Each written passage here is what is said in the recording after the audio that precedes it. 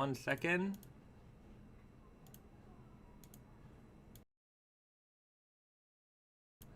There we go.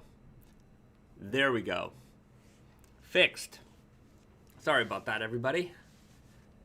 Audio should be working fine. I hope you didn't click off the video already, because we fixed that problem. Happy Naked Famous Denim Day, everybody. Thanks for tuning in. Joining me for another Friday edition, Friday evening, 7 p.m. Eastern, right here on YouTube. Friday edition of the, I don't even know, I'm losing my mind. My brain is a little bit slow this morning, just got up. Good morning, everybody. Thanks for joining here. Live stream, we're going to talk about denim. We're going to answer your questions. We're going to, I don't know, probably rant. Talk about a few other off-topic things. Talk about upcoming projects. See what you guys want to, what y'all want to do today. And we've got snack time back. Snack time is back this week, so very, very exciting. I hope it's exciting. Live stream here. The regulars are here in the house. Fossil Draws. Thank you for joining us. Happy New Year, everybody. M-Sway here in the house. Johnny Crumhorn, KMX, everybody's here. I Crescendo, Lucas Leitner. Thanks for joining, everybody. Invis Ian. DC is in the house, Invis Ian. Let me know where you guys are from. Kentaro, hello from Stockholm, Sweden. Man, we've got a great international group here. Chun Yip So, hello, hello. Pedro Cortez, making a trip to James Dan tomorrow. Super excited. Well, say hi to Tommy for me. I miss him.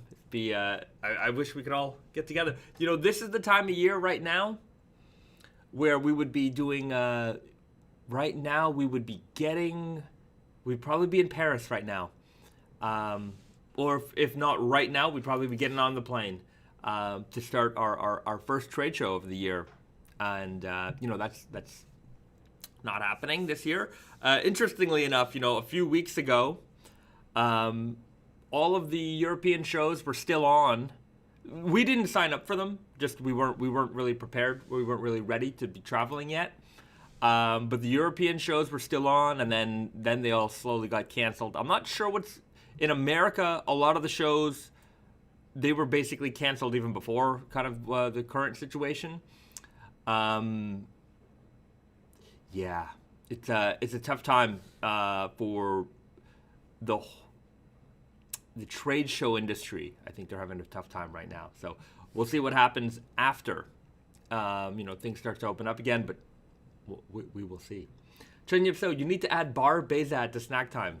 Maybe that'll be a special edition of Bezat Cocktail Hour. For those who don't know, I've been making. I don't drink, actually. I don't drink alcohol, but I like making cocktails. My wife enjoys them. So, and you know, we'd rather do things from home. So we've stocked up the bar, and I've been making some fancy cocktails. I've been learning the art of mixology just to make some fine drinks at home.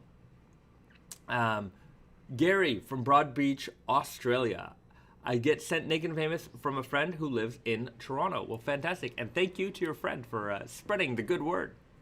Czar of Mudkips. Thoughts about denim ASMR. Thoughts about denim. What would that be? Me crunching denim gently and softly into the microphone with my sweet voice in the background? I don't know. I don't know about that.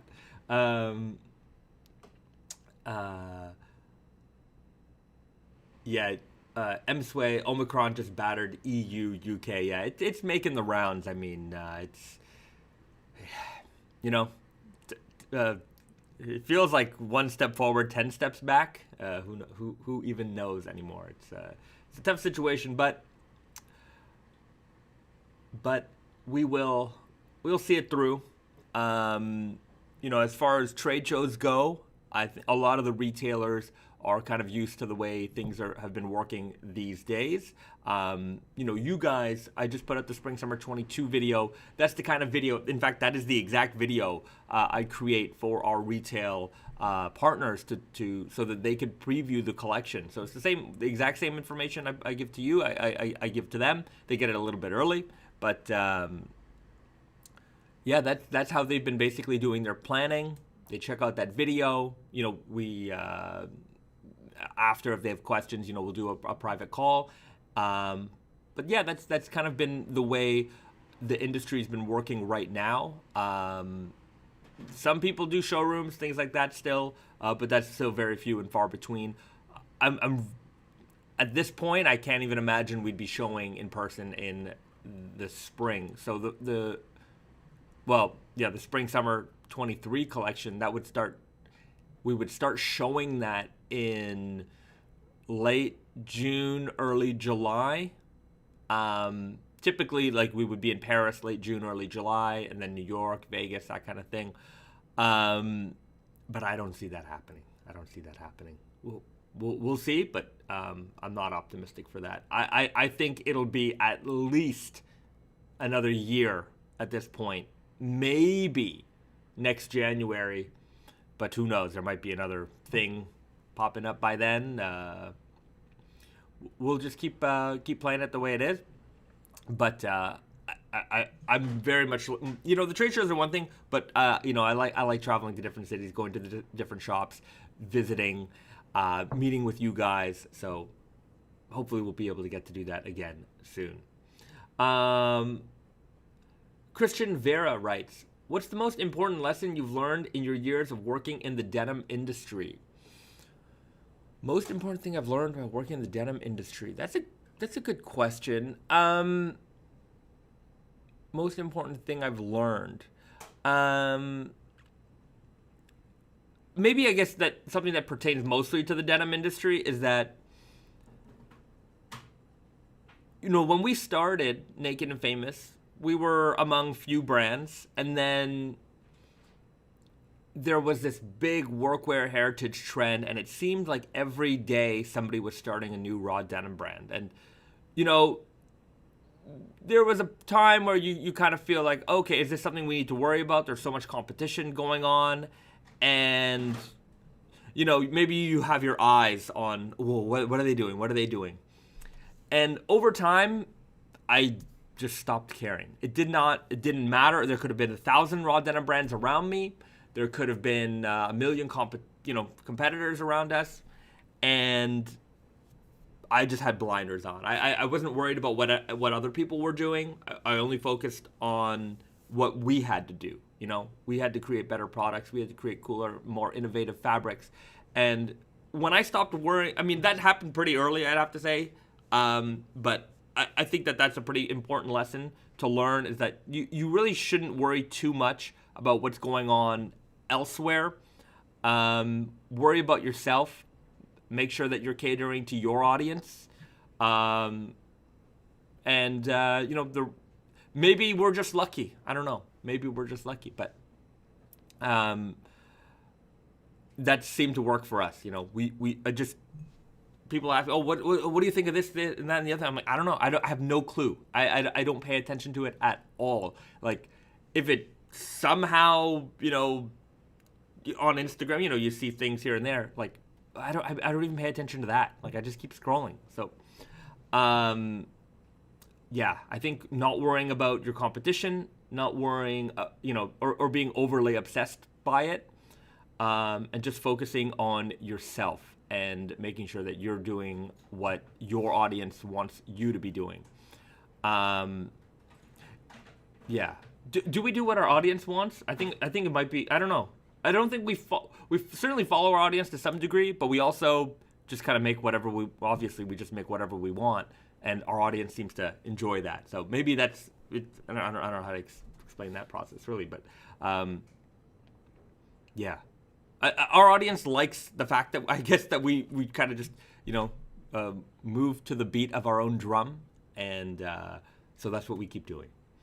Chen Yipso, what Naked and Famous did everyone wear today? I wore my Emperor of Slubs Easy Guy. Let us know. What are you wearing today? Got one of our hoodies on, pocket tee, and I've got my it's hard to see, but I got my left hand twills on.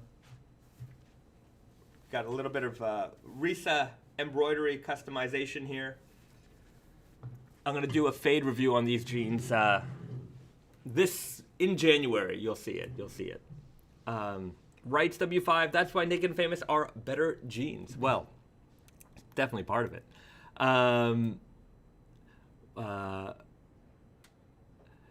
Sway, do what you do, I guess, irrespective of what others are doing. It's a great lesson. Plus, it means your mental health stays strong. I think so. I don't like to. Yeah, it's really funny how much I don't know what's going on elsewhere. Because people ask me my opinions on this brand or whatever and this thing. I'm like, I don't know. I have no clue. I'm not paying attention. Couldn't really be bothered. Like, the only time I'll know is if you're Indigo Invitational photos and you see some pictures or, but it's so like removed from like me paying hard attention to any like what. Early days, I would say that I was all every brand. I want to know what's going on. Didn't matter if it's raw denim or fashion or this and that. I was very concerned about what's going on in the fashion world. I had to keep up. What's the newest trend? I'm like, the newest trend is King of Lords the newest trend? Like, nobody, that's kind of the funny thing is like, we don't make we make jeans for people, but we have no, like, the person we have in mind for some of this stuff is like they don't even exist. It's like they will exist after we create the fabric, but they often don't exist before we create the fabric. So it's kind of neat in that respect. I got an email from a university professor. I suppose they're a professor. I wasn't quite sure. I guess they're teaching a class. Anyhow, and I guess they're teaching a class about fashion and sustainability and things like that, and they wanted somebody from Naked Famous to be on their panel. It's just we can't travel there, so I offered to do a call, but the call timing wasn't quite right. So if you're from that class and you're watching right now, because I told her basically I invited them to tell their students that they could join our live stream and ask me any kind of questions they have.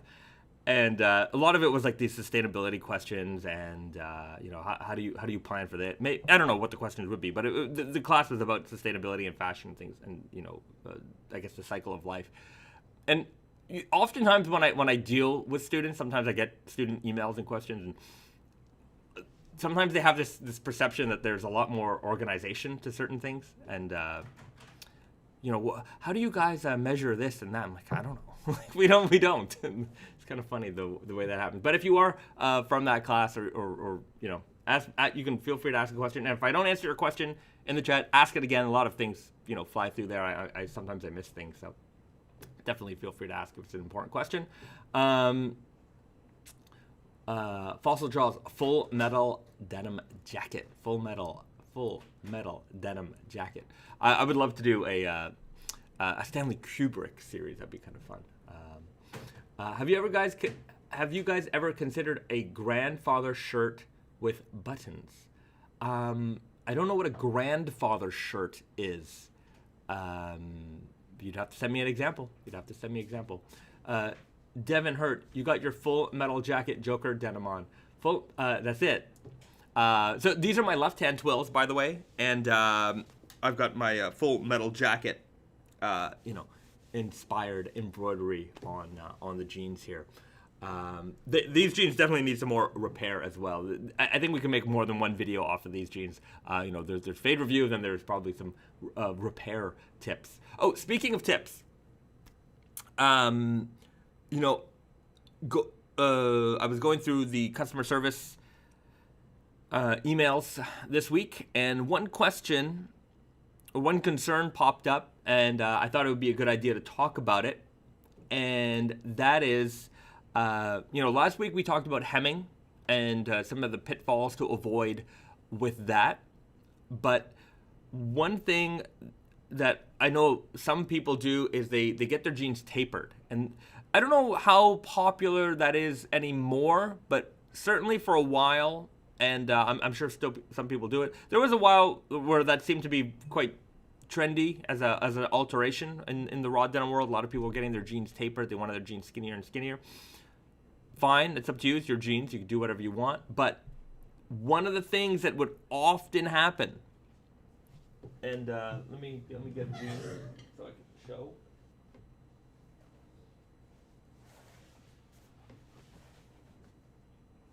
So you get your jeans.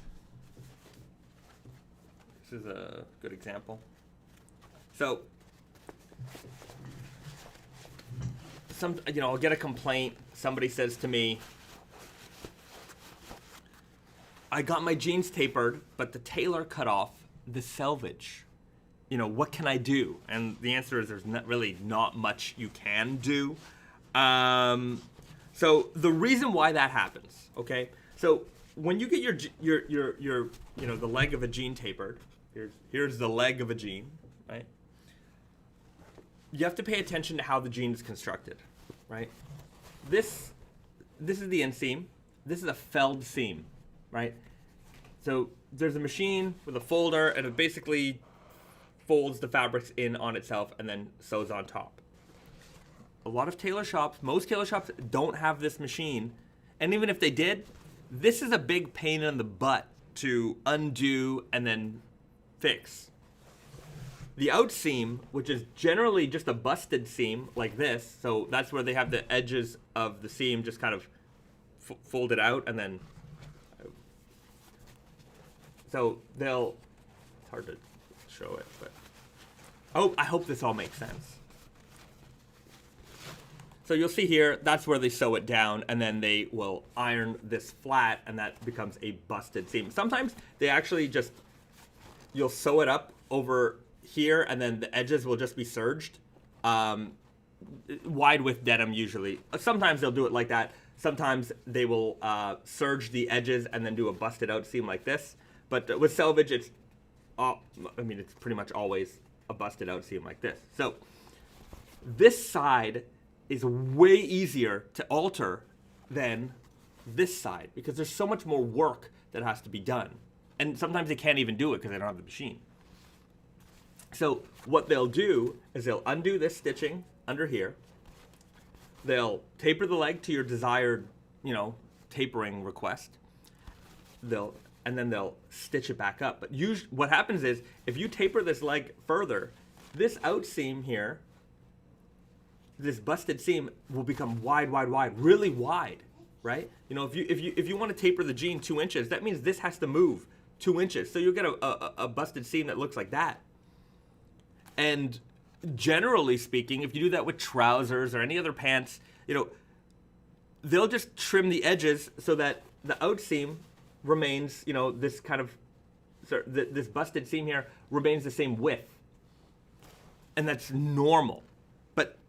And they don't realize that this, they're not in the denim fanatic, 1% world. They don't get it. Unless you're dealing with a specific, tailor shop that really knows about denim,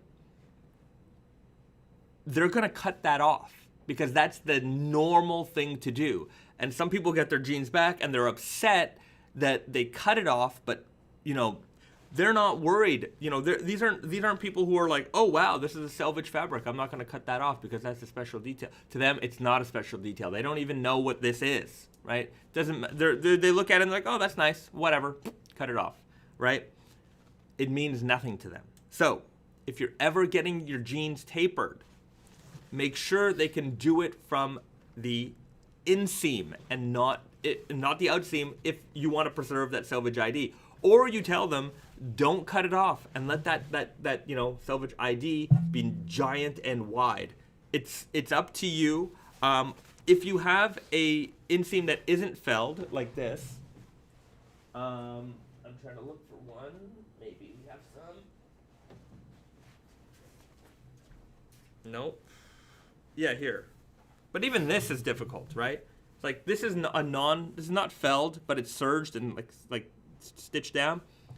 That would still be a difficult alteration to do. So it's still much easier for them to do it from here.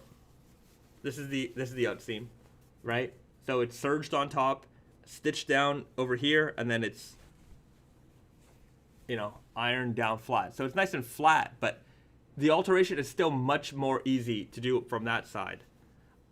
Because on this side, you'll see that it's also stitched down. So, they'd have to do, twice the amount of work. So just be aware of the construction of the jean when you do a tapering job. I would say that if you don't care, then it's not really an issue. If you do care, be aware of the construction, or send it to somebody who knows what they're doing. A shop that specifically deals with raw denim, and they'll understand your request. Get on the phone with them, talk to them. So I hope that helps somebody. But yeah, the only thing to do to fix that, if you even want to try and fix that, is there's a product called Selvedge tape, and it's fabric. Fabric tape is usually something they'll use to cover a seam, and there's something called fabric tape that looks like Selvedge. They'll call it Selvedge tape. I don't know where you're gonna find this, by the way, but I've seen it. I just don't know where you would buy it. It's the same thing they put on cheap jeans to make them look like Selvedge. I don't know if you've ever seen that before, but you might go to a mall brand. I've even seen high-end fashion brands in the hundreds, many hundreds of dollars or thousands of dollars for a pair of jeans, use Selvedge tape on their jeans, so it'll look like a Selvedge, and it's just like a narrow piece of fabric that they'll stitch over the seam so that when you flip the cuff, it looks like Selvedge, but it's not really Selvedge denim. It's super. I hate it. I hate it so much. Just seems like a lot of work. All right, Risa has joined the chat, everybody. Yeah, it seems like a lot of work, and it's very deceptive. But I don't know if that's what they're trying to do. Are they trying to trick you, or yeah? They just don't care? I think it's both. I think they don't care, and I think they don't care. Number one, and they like the look of that. They like the look of it. You know what I mean? They understand that that's a vintage detail, but they don't care enough to actually use Selvedge denim because the cost is, and it's I've seen. I don't want to name names, but I'm talking $800, $900, $1,000, $1,200 jeans with Selvedge tape over the edge, and they're so cheap that they'll only do it for 12 or 13 inches, right? They won't even go up the whole leg. Because what's the right? Yeah, and they're just well, you get the cuff, you get to see the detail, but it's the cost difference between using a Selvedge denim fabric and a wide width fabric for them is especially if you're charging that much for a pair of jeans, is nothing. Yeah. It's nothing. Well. It's so, but they would rather save the $20, right? And get that extra money out of you, even though they're charging you a crazy exorbitant price for a pair of jeans. Yeah, but then spending $2 to attach the tape. Yeah, right. I don't know. It's so crazy that people would do it. Everybody's saying hello, Risa, Philip, Fossil Jaws, M-Sway. Hi, everybody. Welcome. All right. Let's check out some of the questions in here. I know I went on a bit of a rant there, but I hope that tapering advice helps somebody. Gary, I have a value equation. V equals the number of wears / cost. Fashion comes and goes. Style is enduring. This is true. Fashion is fleeting. These are things that come and go. But a good hoodie, good pair of jeans. It's gonna go forever.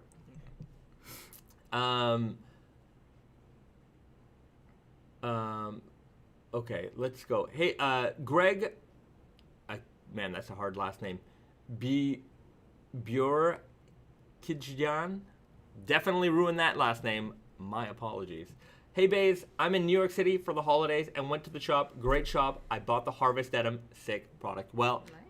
Great choice. I'm glad you got them. Glad you got to make it down to the New York City store. I haven't been there in 2 years. I want to go. But the Harvest Selvedge did come out today. We got a pair back here. We got a lot of jeans back there. 11 ounce, left hand twill, kind of a nice workwear not quite all the way duck canvas. Anyways, if you watch the video Risa and I did this week, you'll get the entire lowdown. But yeah, for those people who don't know, the Harvest Selvedge is our latest release. Which came out today. It was a little bit delayed from fall-winter 2020, the fall-winter 2020 release schedule. These were supposed to come out in like November. They kept getting pushed. There are some delays in the world that caused that one. But if you're looking for a great indigo alternative, something a little bit different than like a classic duck, it's a great option for you. Check out the video we just put up. We got all the details there. Also, I hope you guys like that new video format. I think it was a lot more natural for me to speak that way. And because before we were kind of, shooting you like direct. Yeah. Just you listing all that, information, and I guess it was a little challenging sometimes because it just gets. I don't know, robotic a little. Right, and I stutter a lot. You guys know that. So when we do those takes, I try to do it without stuttering.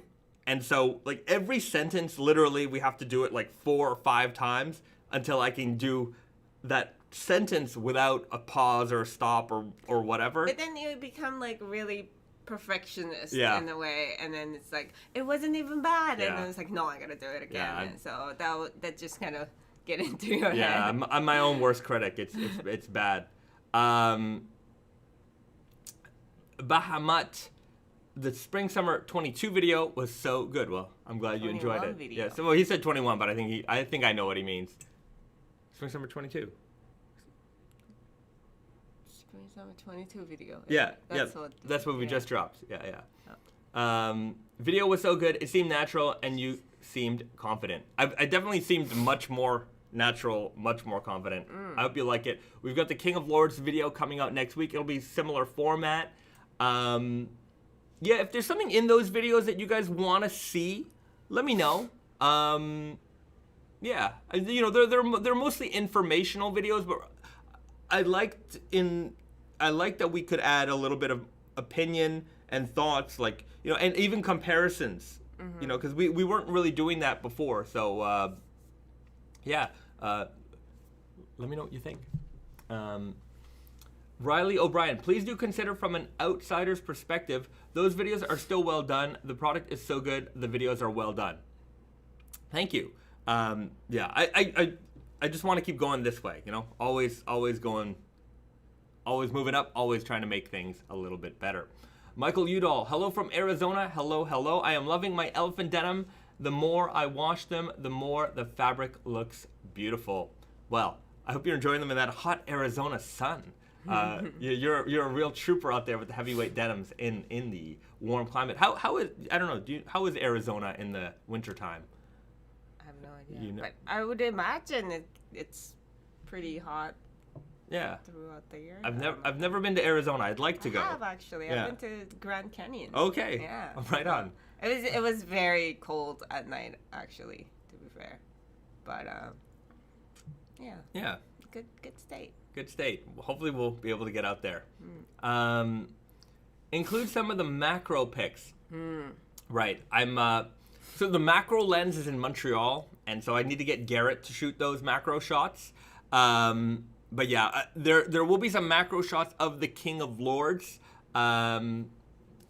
Hopefully, just the way if he can shoot them before I make the video, I can include them in the video. If not, they'll be on the Instagram and on the blog post for sure.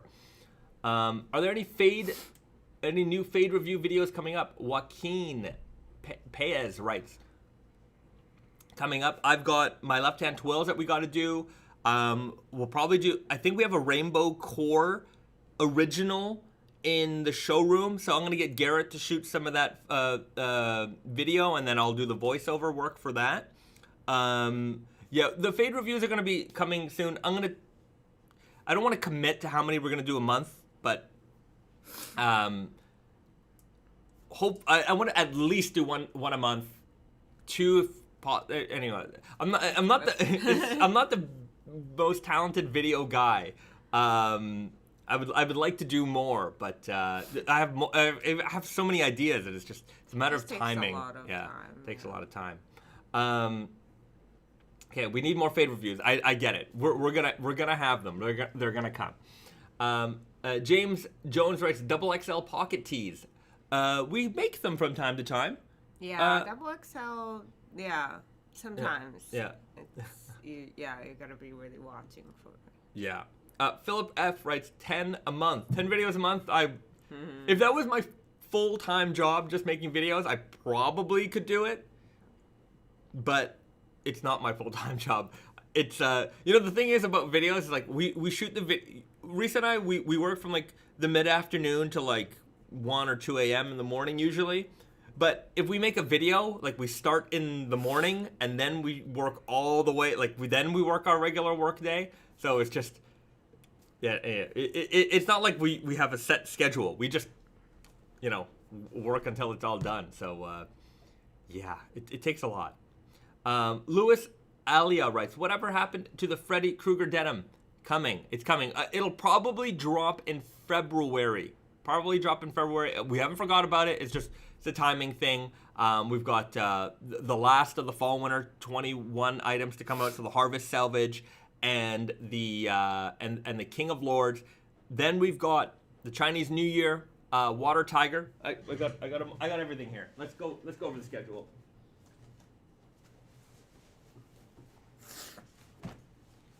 So we've got the King of Lords coming up.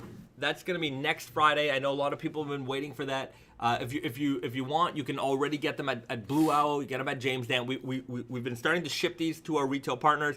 We're dropping these next Friday, so we'll have the video, we'll have all the Instagram photos, all the product information coming up soon. You could already, it's like how thick that is. It's crazy. It's like a hamburger.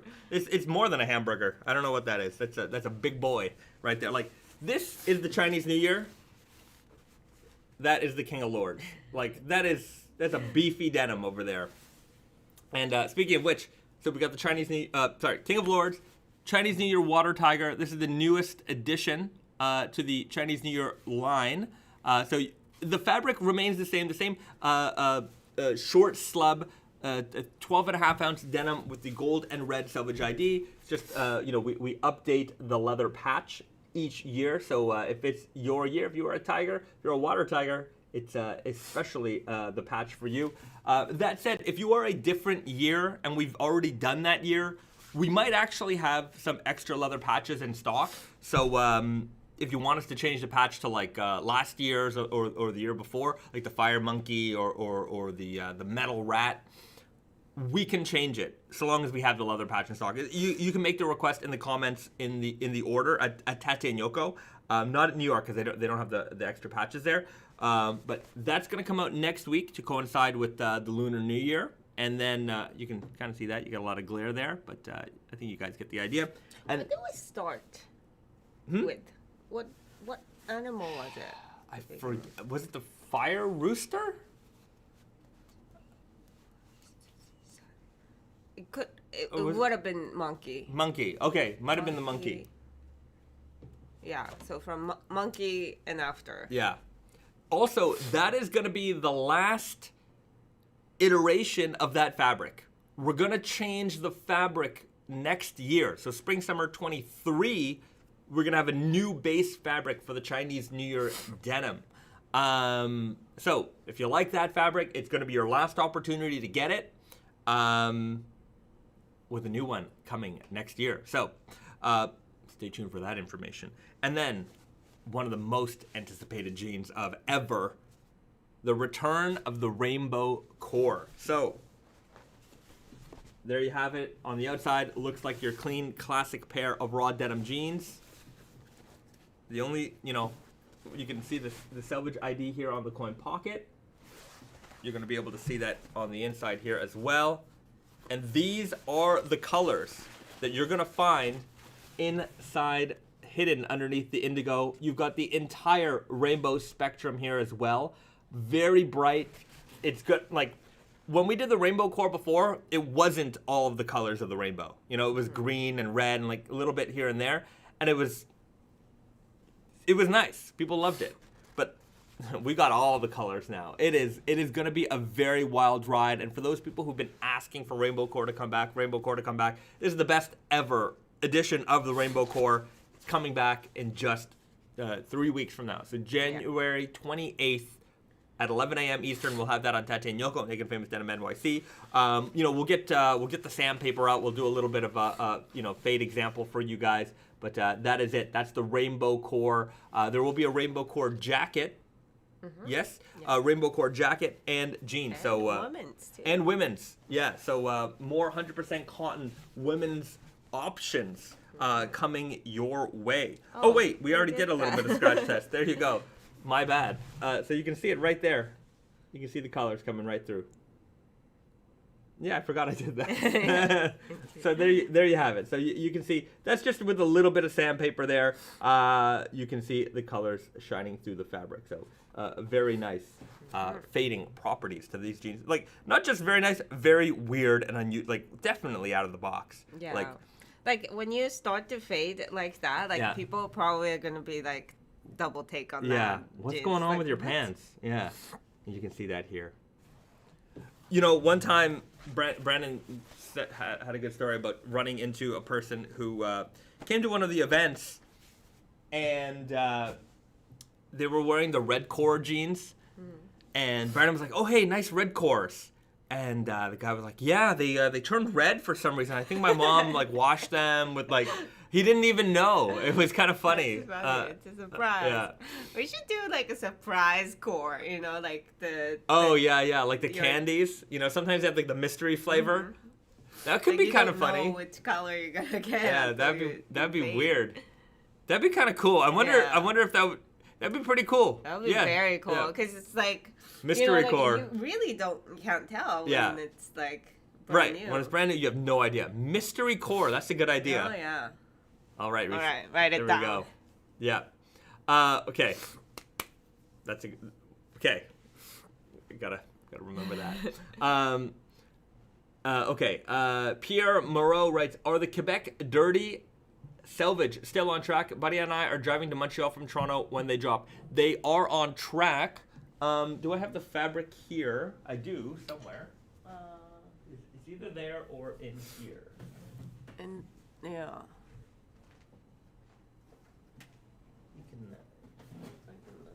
You can look? Yeah. Okay. Risa's gonna find it.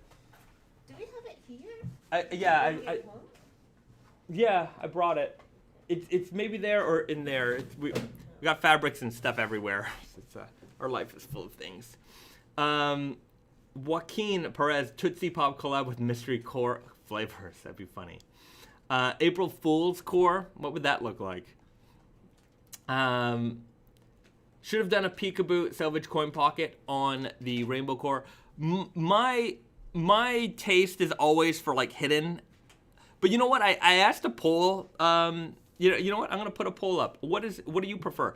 Hidden coin pocket or exposed Selvedge coin pocket? What? I'm gonna put the poll up. You guys answer. What do you exposed Selvedge ID or hidden? Wait. Yes. Oh wait. It's a. Sorry. How do I do this? Exposed.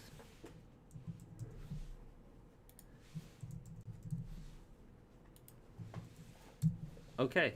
We're gonna ask the community. You guys answer. What do you prefer? Exposed Selvedge IDs or hidden Selvedge IDs? I'm a big hidden Selvedge ID guy. I like doing it. Brandon likes doing the exposed. The last time I asked this question, everybody told me they liked exposed. So you guys tell me here in the chat. I don't want to influence that. Don't just answer because what I answered. But we put the poll. You answer. We got a lot of hiddens, exposed. All right, we'll see what it's like at the end of the live stream. And I guess this is a good segue to hit the like button right now, everybody. If you're enjoying this kind of content, if you like our channel, hit the like button. I say it every time, but the more likes, the more comments, this kind of stuff. It helps our channel become a little bit more discoverable. People who are looking for raw denim content are able to find it better that way. So do me a favor, hit the like button if you can. And if you're not subscribed, definitely hit the subscribe button. I think there's I don't know how it works, but I think there's a notification button. If there's a notification button somewhere, then it tells you when our newest videos come out. But yeah, hit all the buttons for me, please, if you don't mind. Can't find it, but you got to see our cute cat. Yeah. Check that out. Cat. That's Cat. We call her Caterpie, and she's in our little cat home. Right. I guess we couldn't find it. Yeah, I don't know. That's okay. It'll turn up, and we'll show it off in another live stream. Anthony Dean, meh, I can do hidden or exposed. Right on. Wait, I asked my community. Oh, wait, sorry. I didn't put the poll up. An error happened. Try again. Huh. Okay, I don't know why. I'm trying to put this poll up, but it didn't work. I'm going to try it again.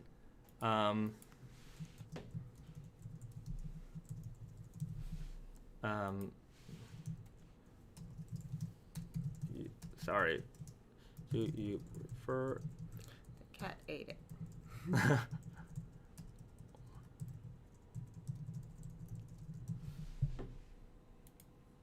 Okay, let's see if it goes up now. Sorry, the poll is not going up for some reason. I'm not sure why. We'll try it again in a few minutes, but we're getting everybody's opinion here anyways.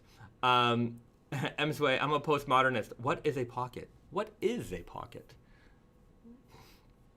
What are jeans? Do we even exist? Don't know. Maybe we're all in the Matrix. Fossil draws. Bayzad Msway asked a good question. Are weft and warp 50-50, or does it change with different denims? It's not 50-50. It's not 50-50. It does change. The ratio does change, but it's usually not 50-50. Do you want to go deeper into that? Well, the denim, a lot of times it's a construction called 3x1, so it's like you 3 warps. Yeah. For every weft. Yeah, go under and then 3 and then go under. Yeah. And stuff like that. So it's just like the way that it's constructed. Sometimes we make 2x1. Sometimes it's 1x1. Weave, like plain weave, duck, and canvases all 1x1. But the way that it's very difficult to know what's the correct ratio because we're not the weavers. But there is a ratio that they always tell us, like, this is how many, how much is the warp and then how much is the weft. But it's usually, like, varies. It depends because, like, sometimes we use, like, a very thick warp and then not as much thick weft. Like, the size of the warp and weft also varies. Right. It's not always the same size. So... That's why, like, it will never be... Really never going to be 50, yeah. All right. So 75-25, it can be? I mean, I would imagine, like, duck or whatever, like, canvas is often 50-50, actually. But, like, with denim... No, it's probably, like, maybe around there. From 60-40 to 75-25. Something like that. Yeah, I don't know. We'll have to maybe go and deep dive a little bit more into that. It's never that clean number either. Yeah. It's in that range. Mm-hmm. Luis Enrique Carrello writes, "Hi, do you guys use up all the denim? Do you use up all the denim made in items, or do you keep extra rolls if you ever want to reissue a particular pair?" We pretty much use everything. I would say that the only time there are extra rolls is when we forget to send a roll, right? Like in our fabric warehouse, sometimes there's like half a roll or a roll, sometimes 2 rolls of something. Mm-hmm. The thing is, like, a roll is like 50 meters usually, and that makes like 20 pairs of jeans. Mm-hmm. So sometimes doing low production stuff just isn't worth the time. Depends. Like if you're gonna make 8 jeans, it's just really not worth the time because you have to set up the entire factory. Like every station has to be set up to make that particular jean. Mm-hmm. So that takes a lot of time out of the production day. Like if there's a slow week, then maybe we could do something like that. But our production right now is pretty much capacity. Like we're always operating at like max. So there isn't really a time to like, hey, let's just reset all the machines, change all the stitching, threads out and this and that. Make 12 pairs of something and then, move on to something else. So it's sometimes, if we do have an old roll of something, it might sit there for a while until there's like the time to use it. Yeah.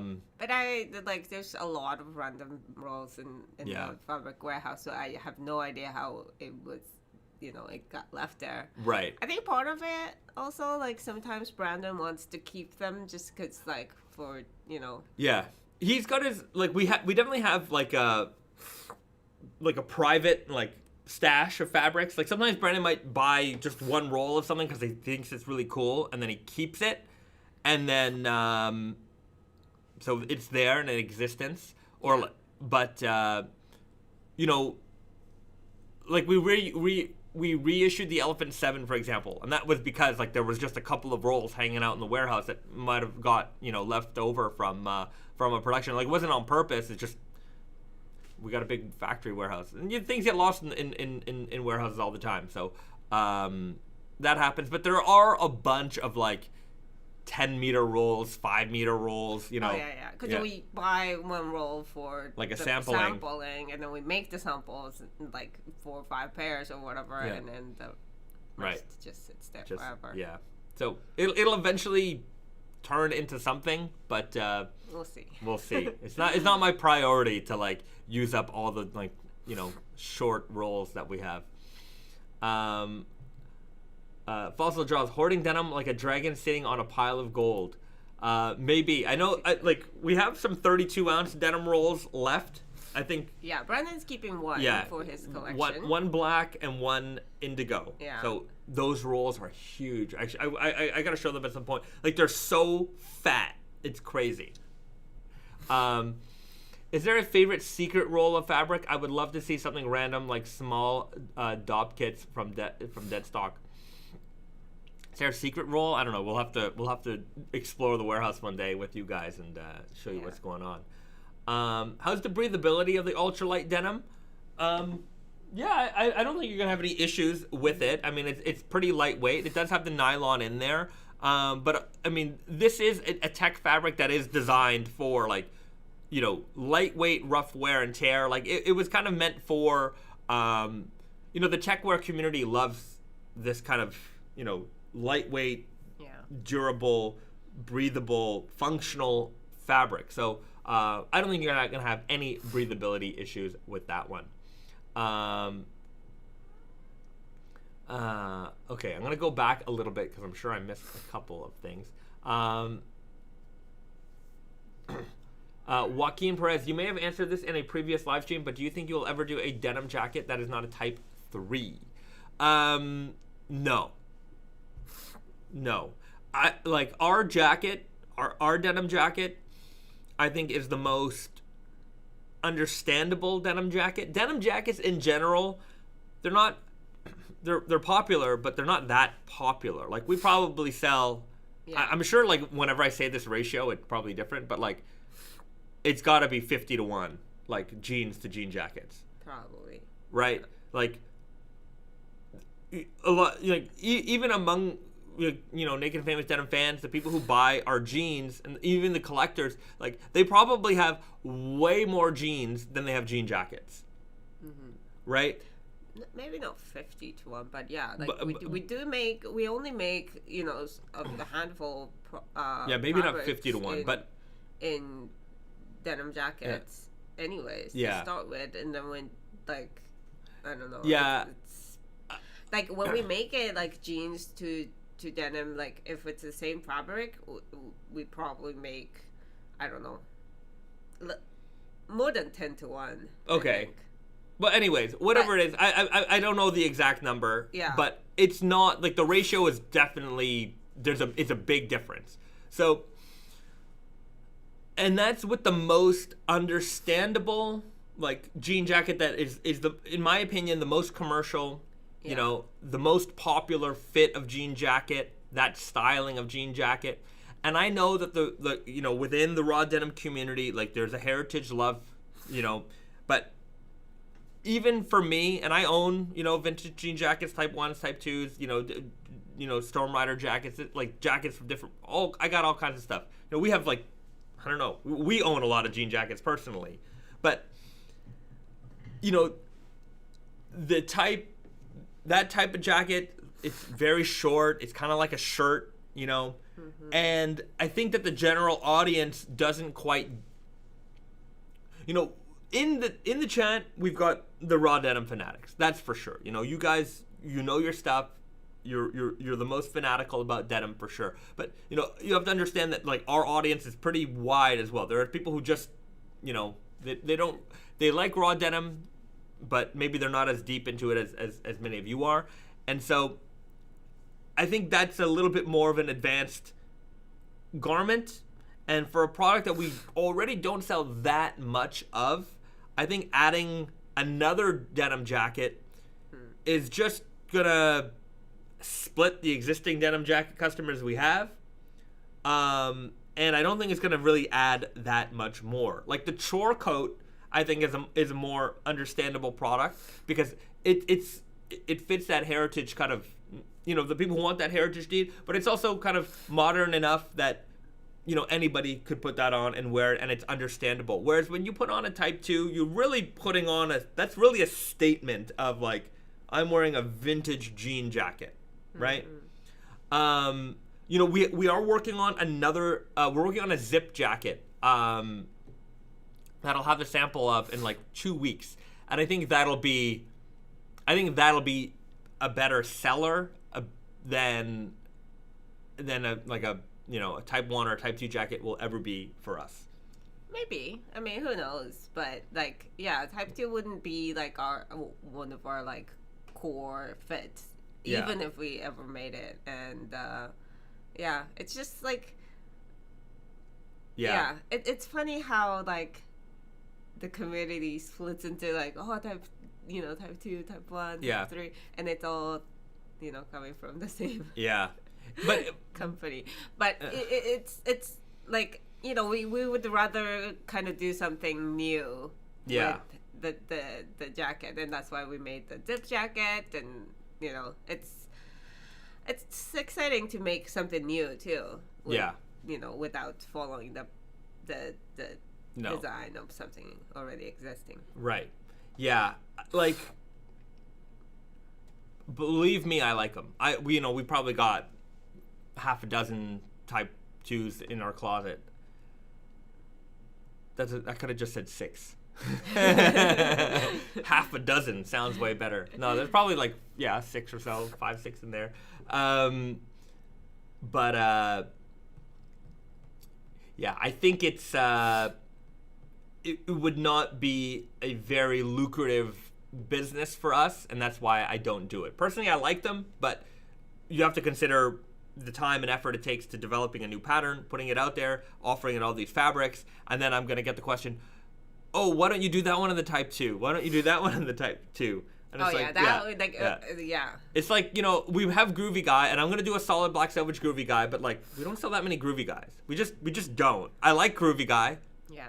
But yeah, so it's not really about the money. It's not really about how much we can sell. It's just that it doesn't excite us in terms of the new jackets would excite us way more. Yeah, the new jacket coming out, I think you guys will like it a lot. We'll have it in 2 weeks, and we'll show that off. But there is a new jacket coming out. I think it's going to be a real winner. Okay, let's. I'm sure I missed. Anthony Doan, where's the banner jacket? It's where the 40 ounces are. Sorry about that. It's a production scheduling thing. You know, the way of the world right now, there's a lot of delays, and you know, some of the delays that we had were a little unpredictable. You know, we have something. You know, when we get fabric, we have an expectation of its delivery. So our factories are scheduled to make certain products at certain times, And when those deliveries don't show up or they're delayed by 6 weeks, then we have to adjust to, the item to something else. And so there's just a lot of juggling going on, and yeah, that's basically it. Like, we just don't have the right production space right now, especially as we're making spring summer 22 product, and spring summer 22, like, some of those fabrics are coming in late. So it's like you have to pivot and adjust your schedule a lot to make sure that you're getting things made at the right time. It's January, and King of Lords and the Harvest of it are only coming out now, and they should have been here 2 months ago. So it's difficult to just slot something in when I would be collecting orders from the community, and then if I say, hey, we're gonna have these jackets ready in 6 weeks, well, what if they're not ready in 6 weeks? And then so I need to really have a clear path to take a pre-order and have a delivery schedule for that for you guys, because I can't put priority on these banner jackets ahead of other pre-booked items that have been pre-booked for way longer in advance, with our wholesale retail partners. JN writes, Carl Murkowski. I don't know if I'm saying his name right ever, but Carl, I always just call him, right? Really hyped your flannels in his latest roundup. I thought that was awesome. I definitely appreciate that. Yeah, he had the work shirt in the yellow and the corduroy flannel slim shirt. Slim shirt. Not slim shirt. Sorry, easy shirt. My brain. Easy shirt. Both of those I think are gone. I could double check, but very, very popular shirts. That corduroy flannel, man, I love that fabric so much. I don't have it here anymore, but very, very, very nice shirt. And I appreciate the love. I mean, we've been getting a lot of love from our YouTube friends out there, and I do definitely appreciate it. Nick at Stridewise, he was in Montreal a few back in November. I got to hang out with him. Risa and I, we took him vintage shopping. That was fun. But when he arrived, he did a tour of the Naked Famous Denim office. He did some interviews with Brandon, and he's got a new video coming up soon. So I think they were able to shoot a couple of videos together. Not I think, they did shoot a couple of videos together. So he's got a new video dropping pretty soon with the big boss, Brandon. So yeah, we're making a lot of friends out there in the menswear sphere, and it's fun that it's just like when we have these, it's just more people we get to talk about clothing with. It's just a lot of fun. What about a flannel onesie? I don't know about a flannel onesie. A Fossil Jaws writes, speaking of showing love, don't forget to like the stream. That's right, everybody, hit the like button. We'll get that. We'll get the likes up. We got 100 viewers right now. This is fantastic. 100 raw denim nerds all in one place. Definitely appreciate it. Emerson Keating, I want to save up for the Elephant X jean jacket. Something to wear late. Something to wear late, early winter for Ontario weather. The commitment would be interesting. I don't know why I read that so weirdly. I want to save up for the Elephant X jean jacket, something to wear in the early fall winter for Ontario weather. The Elephant X, I mean, in Ontario, in Canada right now, I mean, it's, it snowed here in Japan 2 days ago. Yes. And it looked like Canada for a day. Because the next day, we got maybe an inch of snow, maybe a little bit more. It doesn't snow often in Tokyo. No, it probably snows a couple times a year, and usually it's way, way later in the season, and it really doesn't stay on the ground so often. They said that it was the biggest snow since 2018 in January, so... Yeah, so we had some snow here. I looked outside my window. It looked like Canada. I was like, okay, we're home. We're in Canada. But, so but in Montreal, I mean, the snow is up to your knees. Sometimes Risa and I would be leaving the office late at night, and we would take the metro home. But from the office, we take a bus to the metro stop. But sometimes late at night, the bus doesn't come so frequently. So it's faster to just walk to the station. But you're walking out in minus like 25, minus 30, and the snow is like up to here. It's amazing. It's amazing how like Canadian winters can make you tough, and a heavy denim jacket. I would recommend layering it. I don't know if the Elephant X on its own is going to be enough for a cold winter day. Yeah. But yeah, the fall, no problem. On a cold winter day, get some kind of thermal underneath that. Yeah, in Canada, well, in Montreal, like there was really like a few days a year that you can comfortably wear denim jackets and denim jacket, and whatever shirt underneath or whatever. It's really not suitable for that weather. There is no mid. The mid is September. Like late August, September is the mid, and then the temperatures really drop fast, I find. Oh, yeah. It's very extreme. Like end of August, like from like the start of August, late July to the end of August, it feels like different, like completely different seasons. Like it gets really cold at night. Yeah. Like in Japan, there's like a good, couple months in between, like, hot and cold. Yeah. So. It really is a much, it's a bigger gradient here. Yeah. But yeah. Heavy denim jackets for the fall winter, absolutely. But yeah, if you're, I know, man. The thing about Canada is like even on the coldest day of the year, you'll always see some guy in shorts, and even on the coldest day of the year with snow up to your knees in Montreal, you'll always see a guy in shorts on a unicycle. Mm-hmm. There just is that guy. I don't know why, but he's riding his unicycle to work in shorts. Yeah. In like a foot of snow.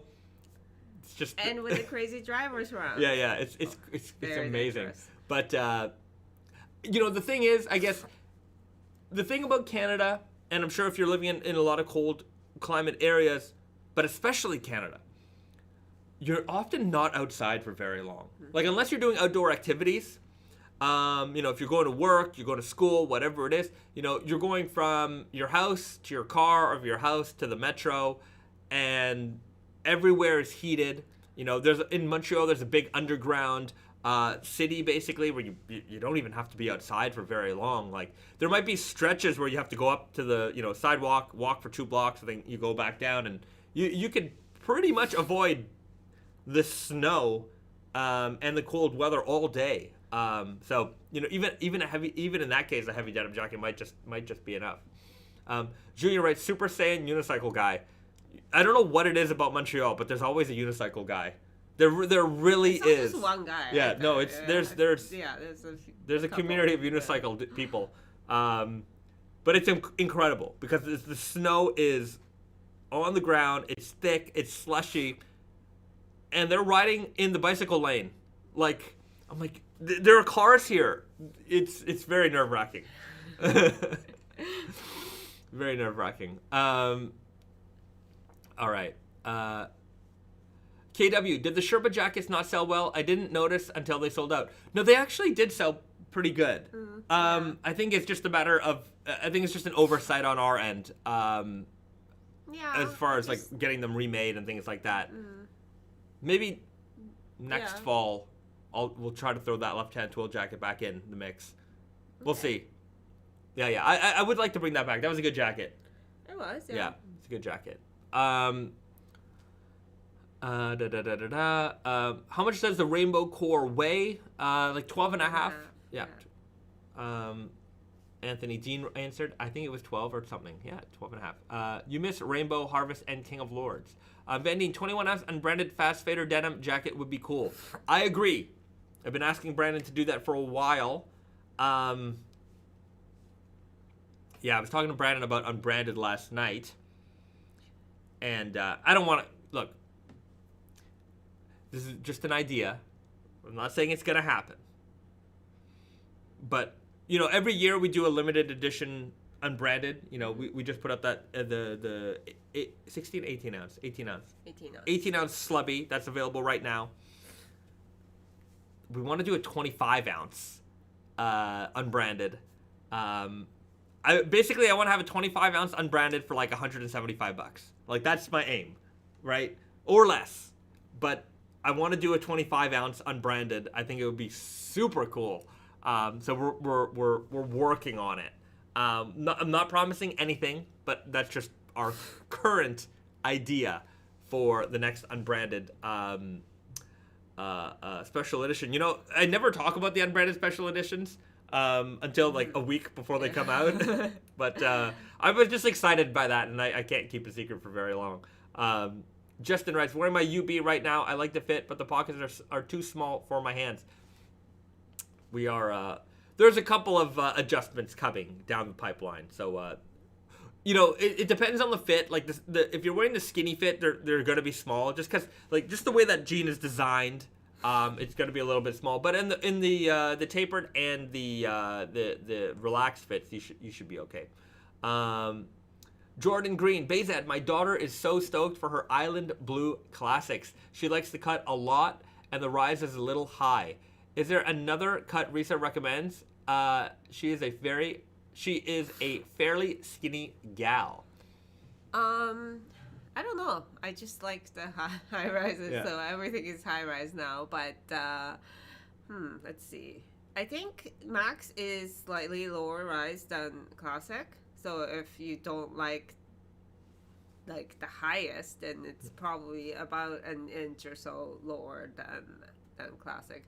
But it's a skinny leg. What about the Arrow? Arrow. So that's the new fit for ladies that's coming out this spring.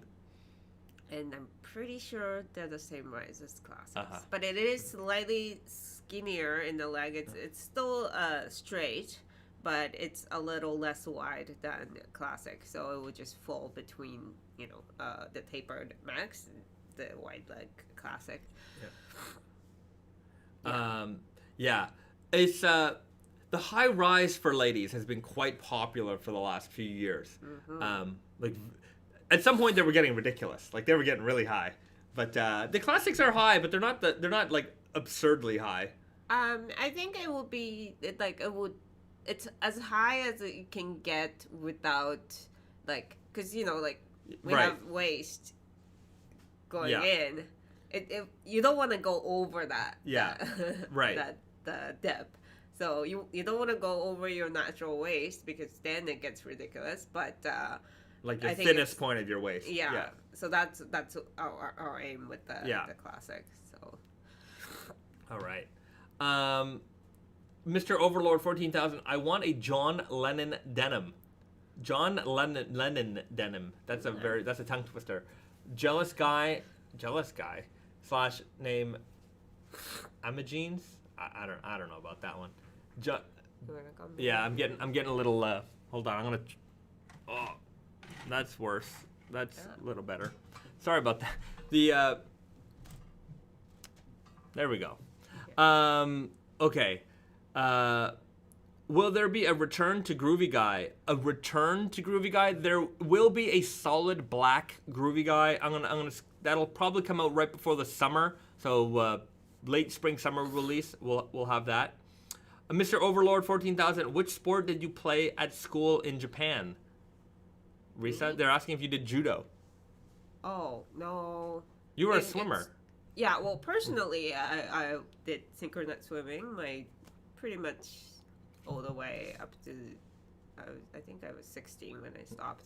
So I was doing a lot of swimmings. But if you're asking what sports we played in physical education classes, basketball, volleyball, dodgeball, softball. Yeah.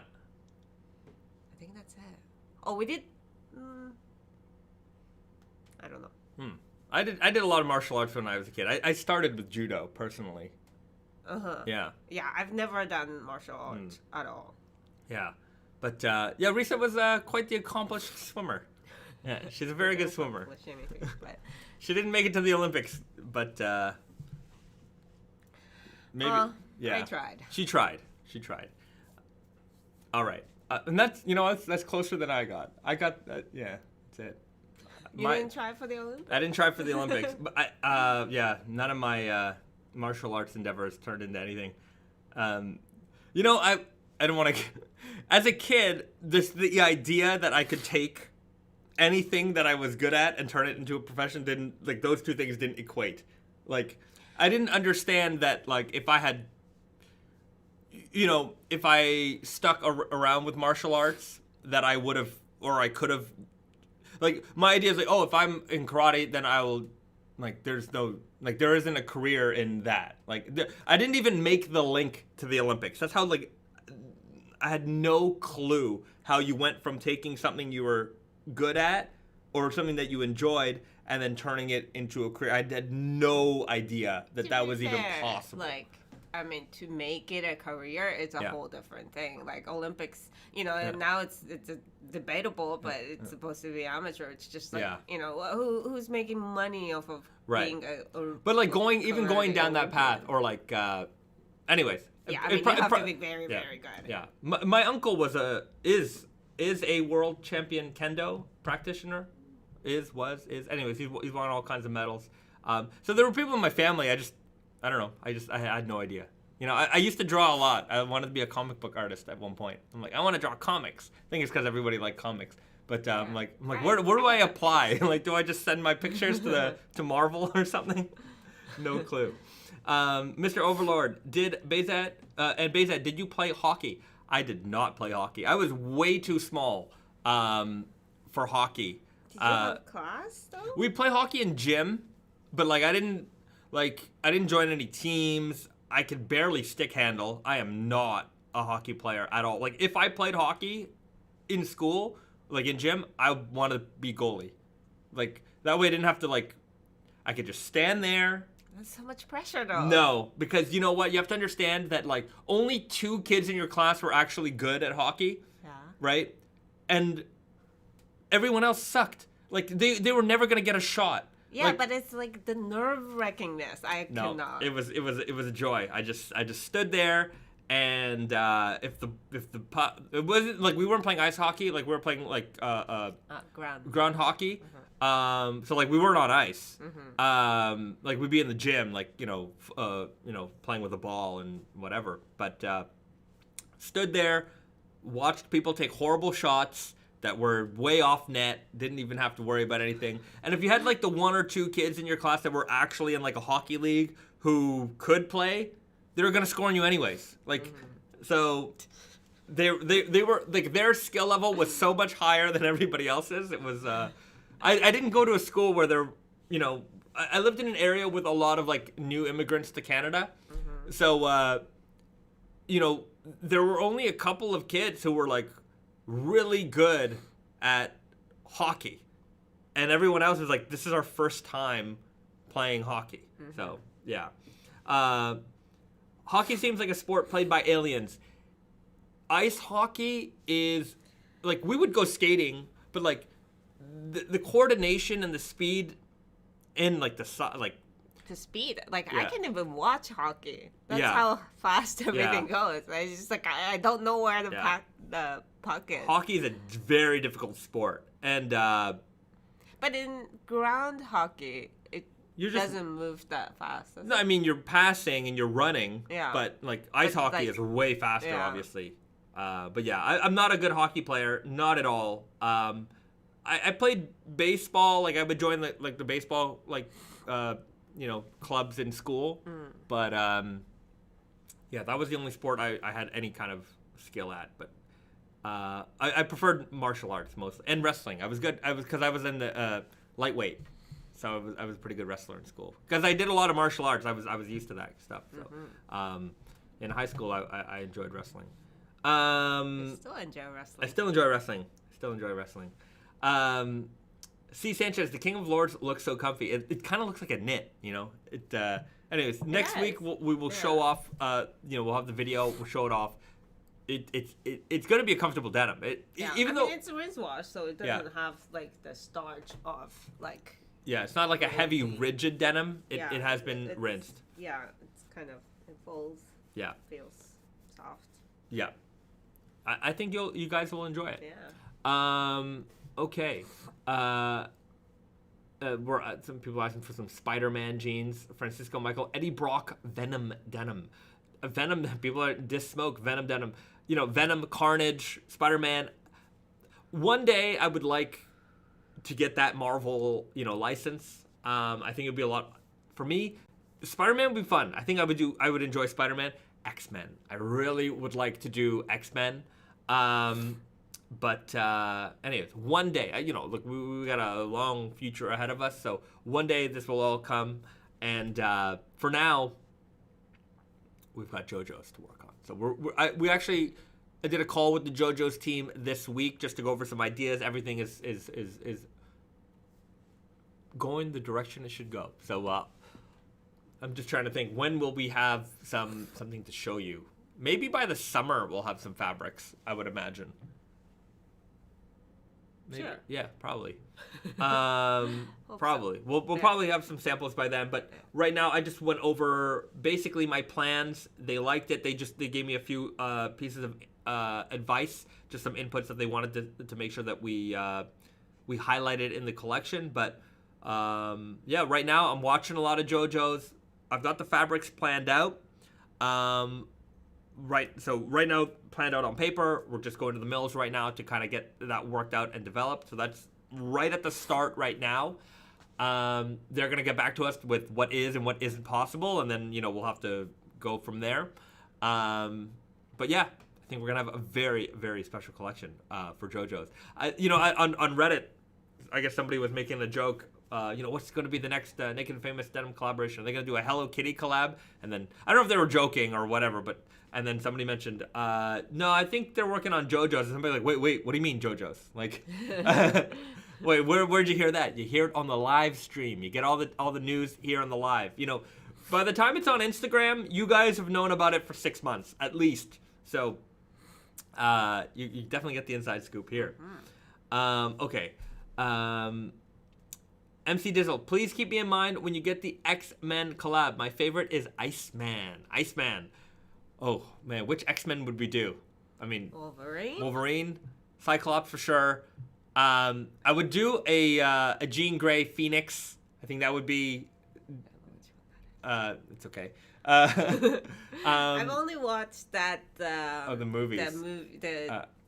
What's his name? Jack something. No, Hugh Jackman? Hugh Jackman movies. Oh, the Wolverine. Yeah. Gambit, Rogue. I mean, what would Rogue Denim be? Like, how are we going to suck your powers away? Gambit, I don't know. What would Professor X, a no indigo denim. Just a crew denim. Because he's bald, so he's got no hair. I don't know. What would a Professor X denim be? No indigo. It might be hard to... incorporate some of these fantastical powers into... How would you do it? Anyways, we would have to figure it out. Anyways, that's some future planning right there. Mystique. There's thermal for Rogue. Oh, yeah, thermal denim for Rogue. That would be kind of cool, right? I don't know who Rogue is, but sure. I want that Gambit with overdyed indigo warp and neon pink web. Absolutely. That would be so... Like, Gambit's colors, I think, really would pop well for jeans. Google X-Men. Oh my gosh, I'm loving the theme right now. X-Men, please must happen. Please do a Nightcrawler, right? So, X-Men, look, it's not on the books. It's not on the plans. I would love to do it. I want to do it. I've reached out to Marvel before. They gave me a hard no. No, it wasn't a hard no. They just told me no, and that they are sorry, I'm just adjusting the camera a bit. I proposed it to them. They said they're already doing a denim collaboration, and I'm like, okay, well, keep me in mind. I reached out to them again down the line, and they never answered me. But that's not to say that they won't answer me always and forever. I'm just trying to find a thing of Rogue. That's Jubilee, Cyclops, Wolverine, Storm, Apocalypse. Wolverine looks way different. Here, that's Rogue. That one. Rogue, Psylocke. Man, there's so many. It sounds like it's a fun thing to plan. Like this, to me, this is the this 90s X-Men. That's the way to go, right? Yeah, it would be so fun to plan. Phoenix, Fire, Gradient Core, Beast, and the Colossus heavyweights, right? Save me a Cyclops pair. Easy 31. Thanks, right? Everyone's loving this X-Men idea. Dude, I would love to do X-Men. Juggernaut 25 ounce. Absolutely. Oh, that would be so fun to do a super heavyweight Juggernaut, or like Apocalypse would be definitely, or a Sentinel. Like, I don't know. It'd be, it would be as hard as doing Street Fighter, because it's like, Ben, you got to narrow this down. Like, we can't do 30 freaking X-Men. So which ones do we do? I don't know. Anyways. Can we? Or can we? 90s X-Men is the only way. Yeah, I think everyone agrees with that. Hugh Jackman is a sponsor for R.M. Williams, which go great with jeans. Collar right there. I don't know what that is, but yeah, not sure. The hard one to do would be Professor X. Yeah, I'm not sure what we would do for that. But you know what?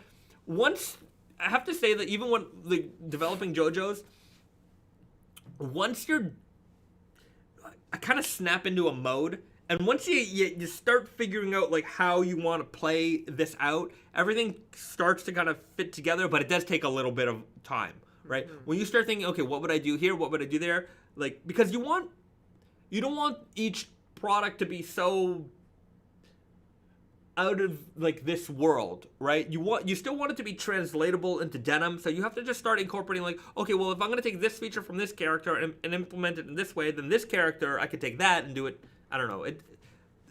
Once it snaps in for me, I can kind of really start flowing with it. But the pocket bag, I'm the Juggernaut, bitch. Yeah, I loved those. Oh, that. Yeah. Man, I really. You ever see the one? So for people who don't know, there was that somebody redubbed some X-Men 90s X-Men cartoons, the Fox ones. It was just hilarious. Like they were swearing and yelling at each other. Very, very funny. But so there was an X-Men one, but there was also a Power Rangers one that was amazing. There was that. There was like the Fensler films, G.I. Joe, PSAs. They redubbed all of those. Those were really funny. That's like some early late 2000s, mid 2000s, internet meme stuff right there. Yeah. Yao Ming's friend, we're talking MySpace era memes here. I loved those. Those were great. They were, I loved that weird, you know what I loved about, that is like the weirdness of the internet at that time, right? Like here was just all this there's just too many memes now, I don't think anything really sticks anymore, right? Like it's been the same like caption memes forever, and it's like, but like somebody took the time to redub an entire episode and you watched that and it wasn't even on YouTube. Remember watching stuff that wasn't on YouTube, whatever website they were on, and we'd watch them. I'd watch them. We'd email them around. Very funny. Pork chop sandwiches. Love. One time I saw a guy and he had a T-shirt that said pork chop sandwiches, and I stopped him. And I'm like, "That's amazing! Like, where'd you get that T-shirt?" And he's like, "You know what? Nobody stops me. Nobody ever tell you're the first person who has ever commented on this." And I'm like, I'm glad. Those G.I. Joe's Fensler films, I believe they were called. Those were great. Mr. Overlord 14,000. Was Saint Seiya popular in Japan or Canada? It was very popular in France. Japan, yeah, like the. I don't know what that is. Risa doesn't know what it is, but you will when you see it. Not popular in Canada. France's relationship with anime is so much different than everywhere else in the world. France really understood it, and they got the old ones, right? They got a lot of the 80s and 70s anime in France. I've never seen this. You've seen it. It's yeah. I have like not. These? You've never seen these? No. I have. When I was a kid, my uncle would send me the Saint Seiya toys, and so that's how I knew about it. But this must be like before my time. This is definitely before your time. Mm-hmm. But I don't know if it still goes on, but France, they got a lot of the old stuff, and the love of Japanese animation and Japan in general and France is very, very high. But it's a different relationship than Japanese people have with France. I find that France, they love anime and like that aspect of Japanese culture a lot. Of course, they like fashion and things too, but the people who love those things are different people than people who love those things in Japan. I think it's like aside from being the popular culture here, like in France, I find like there's a lot of people who are just like it doesn't it doesn't look like it fits in your lifestyle. Like your vibe is not like being really into anime, but like those people are into anime. Yeah, regular people. Yeah. Right. Because they grew up with it. That was the cartoons they grew up with. Like that's what they had on TV. Mm-hmm. You know, in North America we had our own cartoons. You know what I mean? G.I. Joe, Teenage Mutant Ninja Turtles, you know, Denver the Last Dinosaur. Like everybody knows about those, and like they might not be fanatical about them, but if you say, "Hey, My Pet Monster" to somebody my age, they're like, "Oh yeah, I used to watch that when I was a kid." Mm-hmm. But like to a French person, like they grew up with all of these like old 70s and 80s era Japanese anime because they were all redubbed for France because those were the cartoons that they had, right? So maybe they didn't even realize that they were Japanese. Maybe they didn't. Maybe they did. I don't know. Like I remember when I was a kid, Power Rangers showed up. And I recognized it because, you know, I had traveled to Japan when I was a child, and I remember watching, like, those Sentai, like, Power Rangers shows in Japan. Mm-hmm. And then when it came to Canada, I'm like, we have it now. It's crazy. But I don't think that most kids realized that Power Rangers was just redubbed Japanese programming, right? And to what extent it was. Yeah. It's funny, but it's funny how like France, like I mean, you know, it's a very specific country. Mr. Overlord writes, anime was the only thing we had on TV in France in the 80s and early 90s. I'm assuming that's what I'm saying. Right. You know, every French person I know has a very special relationship with Japanese anime. Like they just know, and it's everybody. It's like, you know, the average North American's understanding of, like, G.I. Joe or Ninja Turtles or things like that. But it's just, I also find that, like, they're kind of way more passionate. Like, I mean, obviously I grew up with a lot of animes, but, like, you know, it's just, like, to a certain degree, like, most animes, it's like, yeah, that was part of my childhood. I don't really, you know, care. But, like, a lot of people in France, I feel like they're, like, you know, like, all that is just, like, big part of like my growing up. Yeah. Fossil draws Saban was genius for what he pulled off with Super Sentai and Power Rangers. I agree.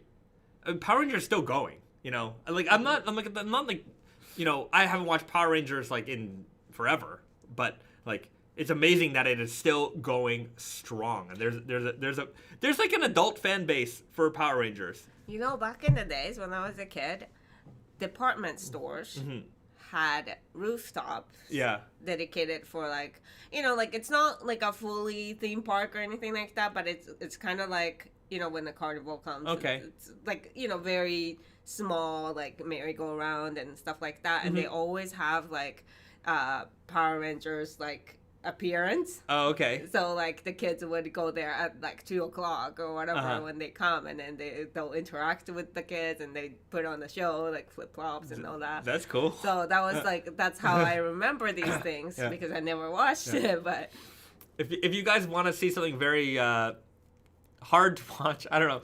But there was a Ninja Turtles live action show, and like they had like a rock and roll concert. Like you should see the suits; they're really, really funny. And I think they were on Oprah once, Oprah or one of these daytime talk shows. And like, there's like this one clip of like Michelangelo and like April being like, "Yeah, like we'll have there's like some interspecies relationship." And then it was weird, super weird. But yeah, there was also a Mortal Kombat live, like, show. Yeah, I've never watched it, but I know it. I've seen clips of it. I know it exists. Francisco Michael, I bought a black Dragon Zord at 31 years old, and I don't regret it. The robots are cool. I have to like you definitely cool. Like there's a store that we this secondhand store that we visit around here, and they have like a great toy selection, and they got so many like robots, like Sentai Power Ranger robots. I'm like, I shouldn't buy any of these. And like they have some like they have a good assortment of Transformers also, and I'm just like, if I start buying toys, are like great. Yeah, I am impressed. I didn't know about it until I became an adult, and it is such an incredible concept. Yeah. I can't get into toy collecting, that's for sure. Kentaro, in Sweden, there was a time when we had classic anime Cyborg 009 was dubbed to Swedish by one guy who apparently did one take for each line, and he was Danish. I'm sure that must have been so weird to watch. That's incredible. That's funny. But, like, I thought that in Sweden and, like, Scandinavian countries, they all watched English TV, didn't they? I don't know. And we're talking, like, the, 80s and 90s here, so who knows like, what was going around. Junior, I had no idea Power Rangers was a Japanese show until recently. Well, there you go. It's... It also plays off the kaiju, Godzilla, man in a suit, type of stuff. So if you like, Godzilla... You'll Ultraman, Power Rangers, like it's all kind of the same world.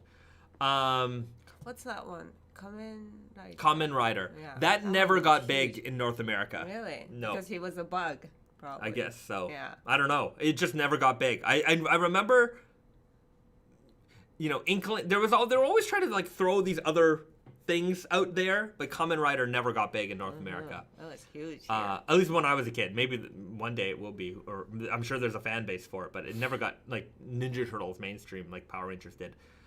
This Smoke TMNT collab, I would love to do it. We've talked to them before, but things didn't pan out. Hopefully we can get that one day. I would love to do a Ninja Turtles one. Joaquin Perez, did anyone else watch Silverhawks in the 80s? I remember that existing. I couldn't tell you much about the show. Centurions. Anyone ever watched that one? That was another just off-brand show. Silverhawks, Centurions. Just trying to remember some other ones. Anyways, you can go on YouTube and watch these like 80s like Saturday morning cartoon like intro compilations. It's just kind of fun to watch those videos. Okay, Electric Bamboo Glue 2. Hawaii had access to those shows due to Japanese programming locally to Kamen Rider and Kikaida. Right. There's probably a good amount of Japanese content in Hawaii just because of the Japanese population there. I think there's even Lawson's. Like, in Japan, there's some very, very iconic convenience stores called Lawson's. And I think they have some even in Hawaii. Lawson. Huh. But Family Mart was everywhere in the United States for a while. I don't think they're there anymore. Really? Yeah. Famima. There were even one in Long Beach. I didn't know that. Yeah, for a while. I haven't seen them in a while, so I don't think they're there. But in New York and everywhere. What might blow some of your people's minds is that 7-Eleven is a Japanese company. I don't think a lot of people know. It started as an American company, but it is owned and operated by a Japanese company. It is huge. Yeah. Absolutely huge here. If you see some of our older videos, there's like a giant 7-Eleven sign like right outside our house. It's not, can't avoid it. They have a bank. Yeah. They have everything here. They own a good amount of this country. Yeah. Okay. Silverhawks just had figures remade for release soon. Interesting. I'm an adult Sentai Power Rangers weirdo right here. Well, that's great. Look, I love nostalgia, so don't get me wrong. I'm not like I can appreciate Power Rangers every now and then. I'll like anytime Tommy appears in anything, I'm more inclined to watch. Sometimes I'll watch those battles like with all the Red Rangers showing up. I've seen like these mega generational Power Ranger battles. Yeah, they bring them all back for like one special episode or something. It's crazy. Electric Bamboo Glue 2. 7-Eleven Hawaii has lots of Japanese crazy snacks and local Slurpee flavors. They don't have Slurpees in Japan. Yeah, I wish we had Slurpees. Yeah. Slurpees is such a good idea. They don't have Slurpees in Japan. And it's kind of funny because in America, you would get the big gulp or the mega gulp and you'd have a drink that was like, the size of a bathtub. Well, that's not necessary. It's not, look, who's to say what's necessary and what's not necessary? Okay, I'm just saying they have it. Yes. All right, and they have Slurpee Day where it's like bring in any size container you want, you get as much Slurpee as you want. Oh, right? That sounds like a bad People come idea. in with like jugs, like it's crazy. Jesus. But in Japan, like if you get a large coffee at the convenience store, it's like that big. Like it's like the small McDonald's coffee.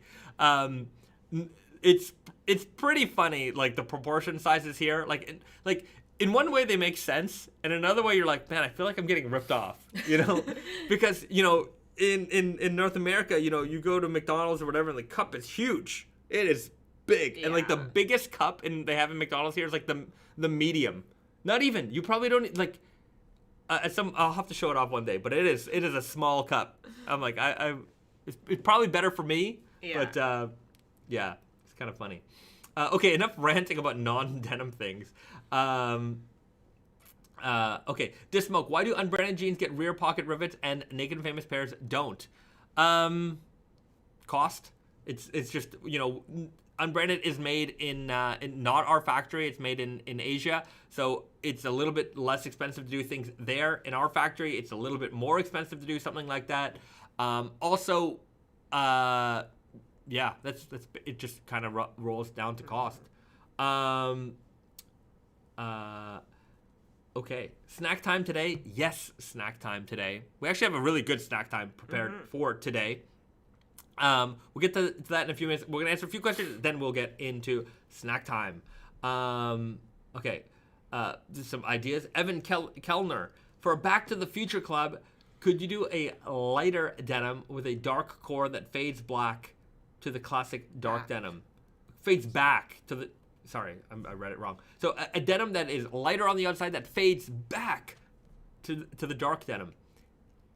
Cannot be done. A reverse fade like that, we've definitely tried it. We actually released a jean once called the reverse fade denim. And you can't dye something lighter than the core, right?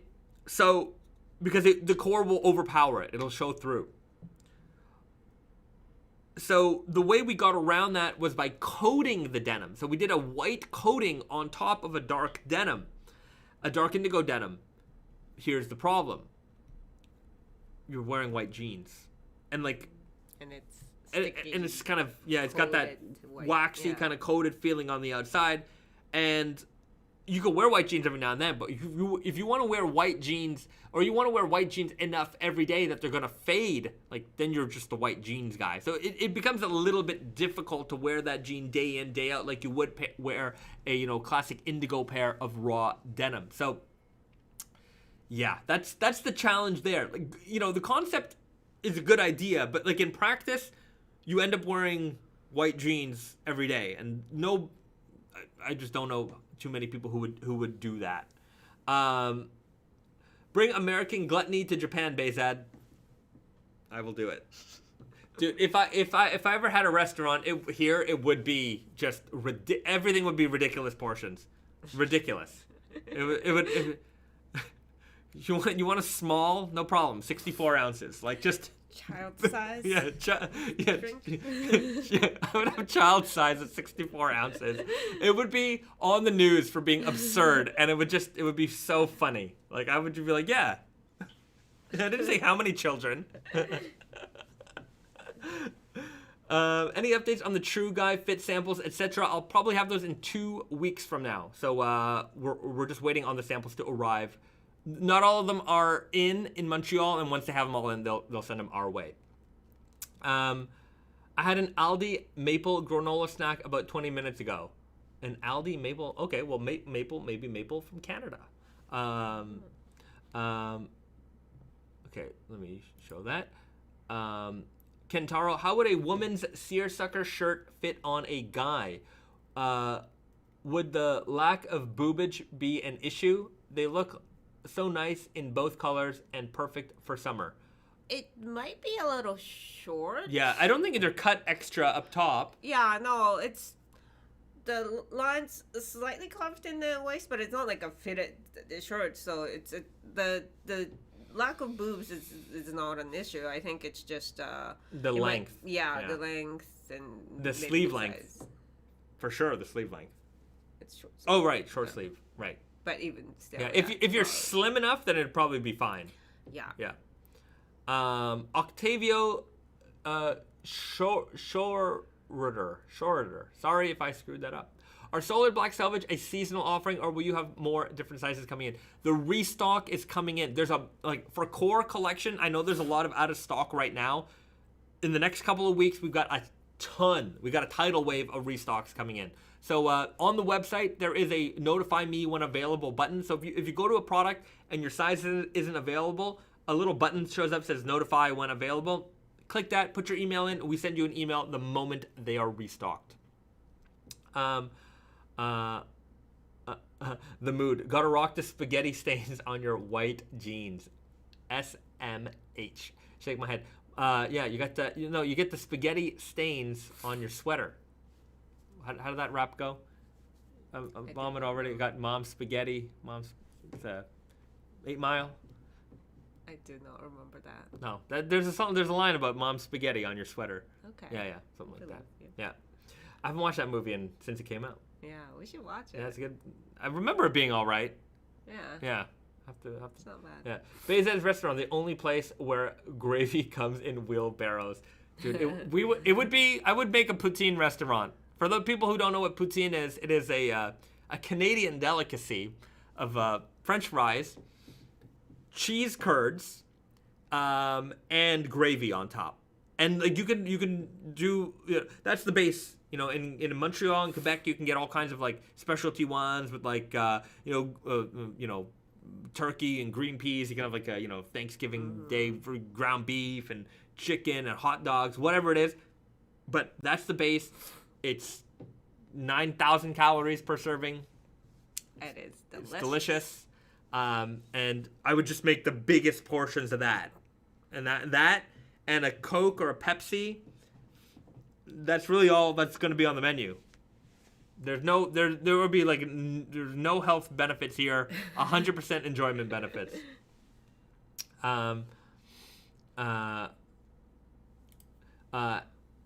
Emily Coates writes, ever thought about crossover between two of your denims? My concept, elephant times vulgar. Effing heavy with super heavyweight denim and vulgar Selvedge ID. Yes, that kind of stuff is coming. We're gonna start crossing over the fabrics. It's already. I mean, we already did the King of Lords. Yeah, the King of Lords was it the very first one? If not, it's definitely it's here. But yeah, more crossovers are definitely happening. Eminem's mom's spaghetti denim. Vomit on a sweater already. Mom's spaghetti. That's it. There we go. What do you think is a good Naked Famous jean for stormy, rainy days? I don't think there's a particular jean that would be stormy. Any if you're wearing a pair of jeans on any day, you've got the right pair of jeans on. Yeah, any dark denim, stormy day, sure, why not? Wax coated? Yeah, but kind of if you're worried about the moisture, then maybe. But like I don't. I mean, it was not the point of the question. I don't know if that was the point of the question. Yeah, let me know if that was the point. Are you looking for waterproofness? Water resistance? The Thor denim, Hulk denim, and Black Panther denim. Yeah, the whole. Look, if we can get a partnership with Marvel, they're all coming.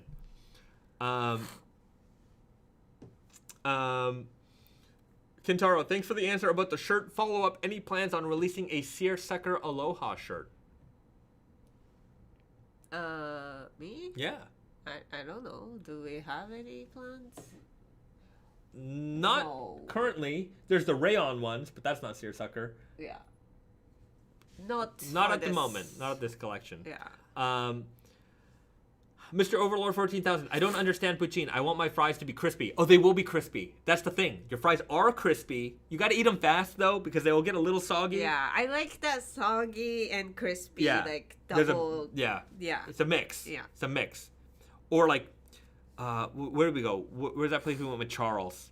In Caroline. Yeah. Was that Poutineville? Poutineville in Montreal. They had they would take like sliced potatoes, and they would just smash them and fry them, and has these like surfaces that are just like smack. It's great. Amazing. It's great. Yeah, there's a lot of variations on poutine, and you can't go wrong with any of them. You'll enjoy them all. when we can go back to Montreal proper and have we'll have a Naked Famous Denim like get together, all the meetups. We'll have a poutine meetup for sure. I want to do that for sure. Okay, I love poutine. I love it.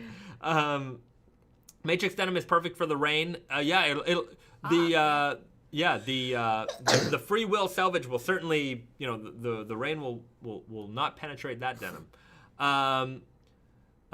Will you guys be doing any cool wax jeans anytime soon? Not in the plans, but we do have the black waxed denim. That is something that we generally always carry. I think we might be low at the moment, but coming soon for the restock. Okay. Electric Bamboo Glue 2. I honestly still want that Wes Anderson collab to happen, or even an Elvis collab. I would like to do a Wes as. That would be my dream collaboration. Yeah, it would be very fun. Yeah. That would be a very fun one. All right. Okay. You know what? Let's hop into snack time. Let's hop into snack time. It is. It's about that time. It's been many weeks since we've done a snack time. So yesterday we were at the grocery store and they had something called in Japanese they have something called dagashi, and this is like penny candy stuff, like old-fashioned penny candy. And this store was set up like an old kind of, like it looked like the 1950s kind of, rugged kind of rundown store. Yeah. And they had all these old school candies. So we bought a bunch of them, and we thought we'd try them out live for you guys. Yeah. One thing in Japan that I love is that sometimes there's some old-fashioned ideas here that just still run rampant, and I'm just okay with it. Like smoking indoors. There's a lot of restaurants you can still smoke indoors. Perfectly normal, no problem. And as such, you can still get candy cigarettes. And boy, do I! Every time I see candy cigarettes, I just want them. I don't know why. I used to buy Popeyes a lot, and I remember one time I was outside of a club, and I was eating a Popeyes, and somebody's like, "Can I get one?" And they assumed I was smoking a cigarette. So I basically showed him the box like this. He pulled one out, put it in, and he started to light it. And he's like, "What?" He's like, "What is this?" And I'm like, "Yo, it's Popeyes." And it made his day. He was so happy. It was so funny. And candy cigs, boss move. That's right. We got. Yes, thank you for the concerns. I'm just very allergic to. We got cats. Risa has a bit of an allergy there. You want a cigarette, Risa? Sure. Indulging on here. All right. Right. So this is what the cool kids used to do. When we were kids, it was fun to be an adult. You get a candy cigarette. So,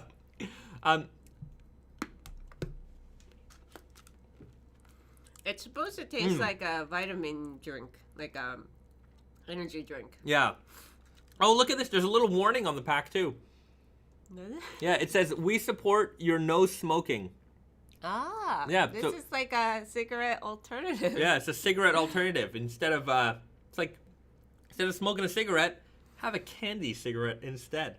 They banned candy cigarettes over here in the UK. Why? I don't, why, right? Oh, because, it idolizes Yeah, I guess. smoking. I don't know. Whatever. I used to have them as a kid, called them sweet cigarettes in the UK. Yeah. I mean, they just call them candy sticks, Like Popeyes, they still make those. I used to buy them by the carton. I love Popeyes. This is tastier. These are tastier than Popeyes. Not bad. Did I miss the release date for the Spring/Summer 22 flannels? Nope. I haven't made a giant release schedule yet, just for January. Just because production's a little bit up in the air right now, I just don't have all the details yet. But we will have more information on that very, very soon. Just stay tuned, and you'll get the information here. Mr. Overlord 14,000, we had those in France. Were wrapped in paper to look like real cigarettes. Oh, that's pretty cool. So, anyways, we got the Orions here again. We got the orange one. This one was Risa said it was like an energy drink. So there is, I guess, Minta Vita C. Yeah, there's an energy drink called Deca Vita C. Mm-hmm. So yeah, play on that. So we got the orange flavor here. We're just chain smoking these candy cigarettes here. I've never had a cigarette in my life. just candy cigarettes. You know, it says Orion on them. Pretty cool. They used to make bubblegum cigarettes with powdered sugar. When you blow it, there would be a stream of smoke. I remember that. Yeah, they would be like paper wrapped, and they would have a little bit of powder on them. And yeah, if you like blew on it, I guess the powder would come off and it would look like smoke. That's pretty fun. Yeah, it's pretty fun. No for you. I remember those. Those were a lot of fun when I was a kid. Okay, this one, you know, this I thought was pretty neat. I just like this, you know, it just looks like that's, you know, 1950s kind of space race kind of era, you know, packaging here. And it's just like a little cake, I guess. Yeah, it's like a, yeah. What does it say? Choco 4.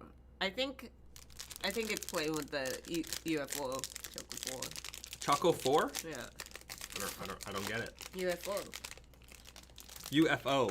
Yeah, UFO is called UFO here. Oh, I see. UFO. It kind of looks like Chocofo. Oh yeah, it kind of looks like a flying saucer, right? Yeah, it does. Yeah, it's got like the hump at the top here. Slightly. Yeah. So let's break that open here. Let's see what we got inside. It's just like a little cake.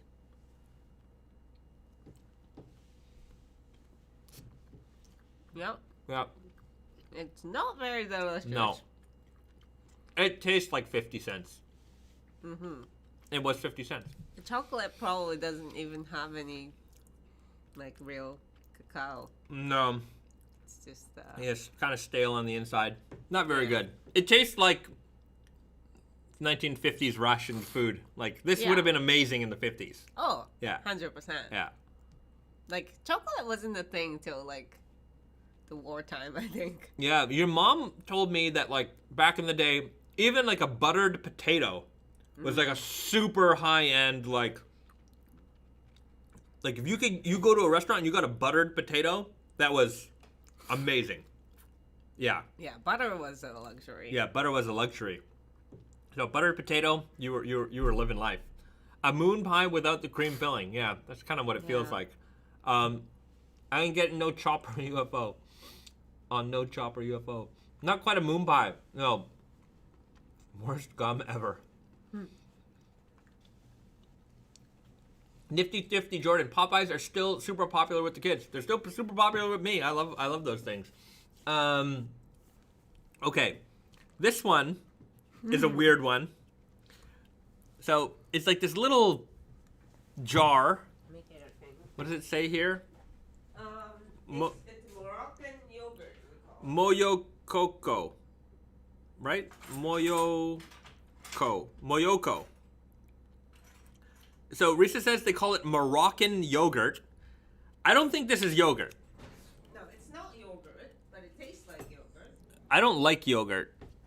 Hopefully that... But that's like, because it's not dairy, like you don't refrigerate it, it's just the weirdest thing. Yeah. Yeah, it has the texture of whipped cream. Okay, I'll take a little bit of that. Yeah, it feels like foam. The spoon doesn't fit. Oh, and this had it says Hazure, just means I didn't win the extra one. Oh, there's a little prize. Yeah. You can win prizes. So like they would just, yeah. Yeah, it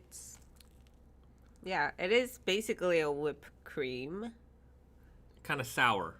And then it's very powdery. Yeah, it has like a foam kind of consistency. Yeah, and then it tastes like yogurt.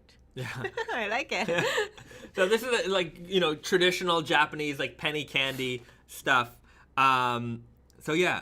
Okay, we got the fortune teller here. I don't know how to play this. You're going to have to run it for me. So you can It looks like birth control pills.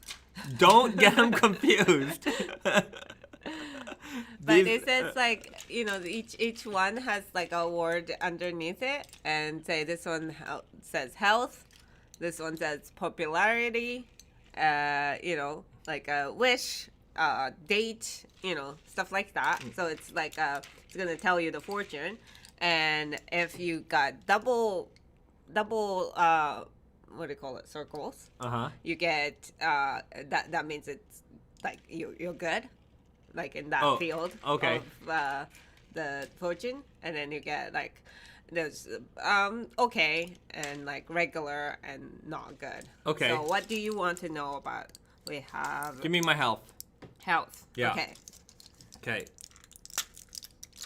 Okay, and then what? Then you look on the back of the tin foil. Yeah. It's hard to see. Yeah, that's no good. But I think you get triangle. That means so. It's about right.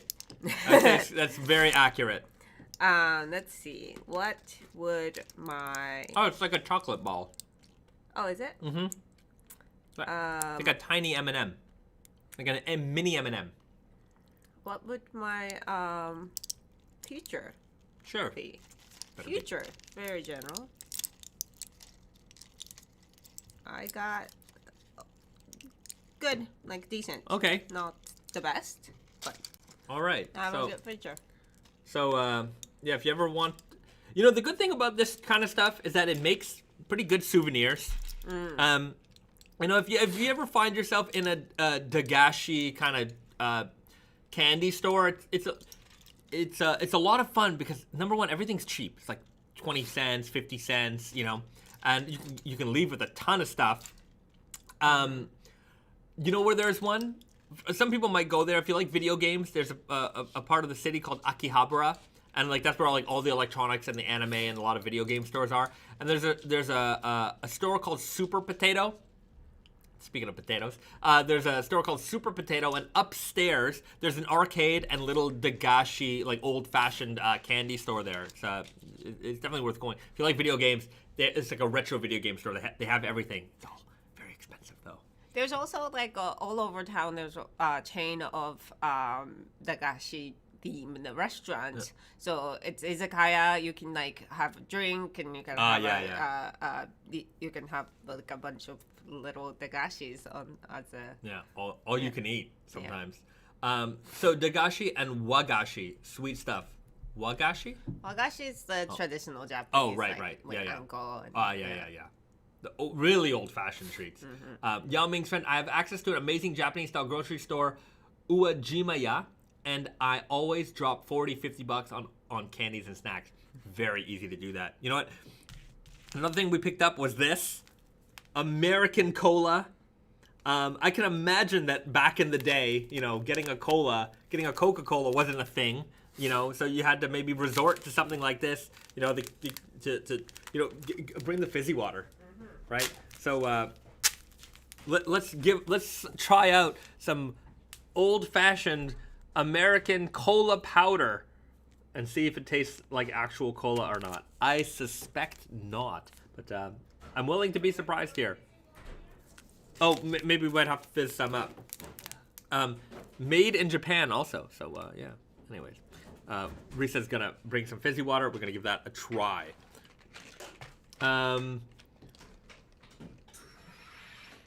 The real W is not winning the free one. Maybe. I mean, like, these literally cost like 20 cents, 30 cents. You know, I guess for children, it's a lot of fun.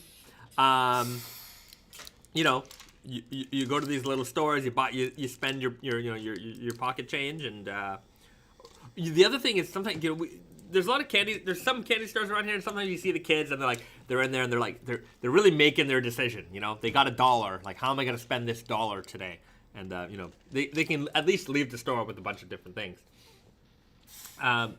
Hit that like button if you have an idea. Hit the like button if you like the idea of cola powder. Well, hit the like button anyways, but the cola powder is coming up. We'll give this a try, and we'll see how it goes. But I suspect it's just going to be sugar water, and not very snappy or bitey like we would expect from a cola. Is that like Pocari Sweat sachets? I don't think they're gonna be as good as Pocari Sweat. Yeah. These were literally, I don't know, how much were these? Like 30 cents. Just gonna put in a little bit here. I'm going. Oh, okay. I was gonna go all the way. Oh, let's try it. You're not gonna.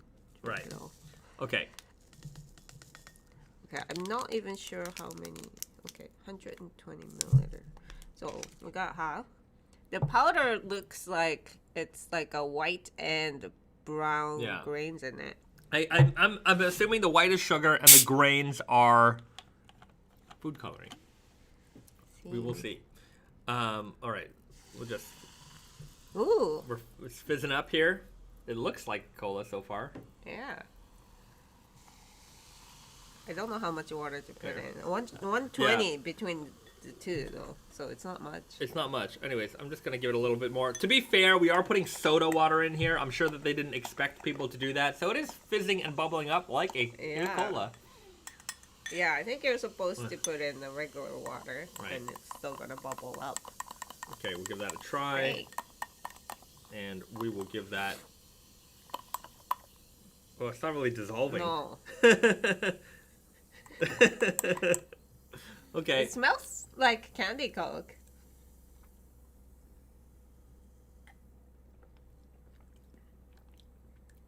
Yeah. It has like an orangey kind of... Yeah. It's very citrusy. This is what cola candy tastes like. Ugh, terrible.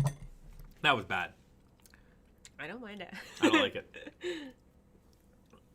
Like, cola is citrus-based, but, yeah.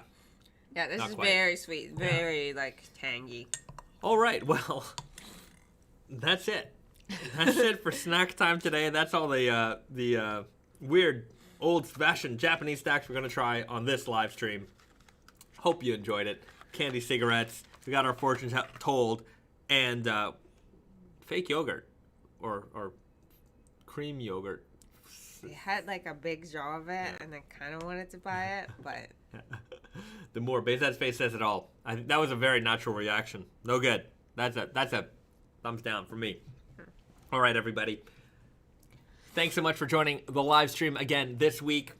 We will see you guys again next Friday, right here on YouTube, 7 p.m. Eastern. Like, share, subscribe, all that good stuff. Have a wonderful week, everybody. Be good to yourselves and be good to somebody else. Do something nice for somebody. And we'll see you guys next time. Later, everyone. Bye. Bye.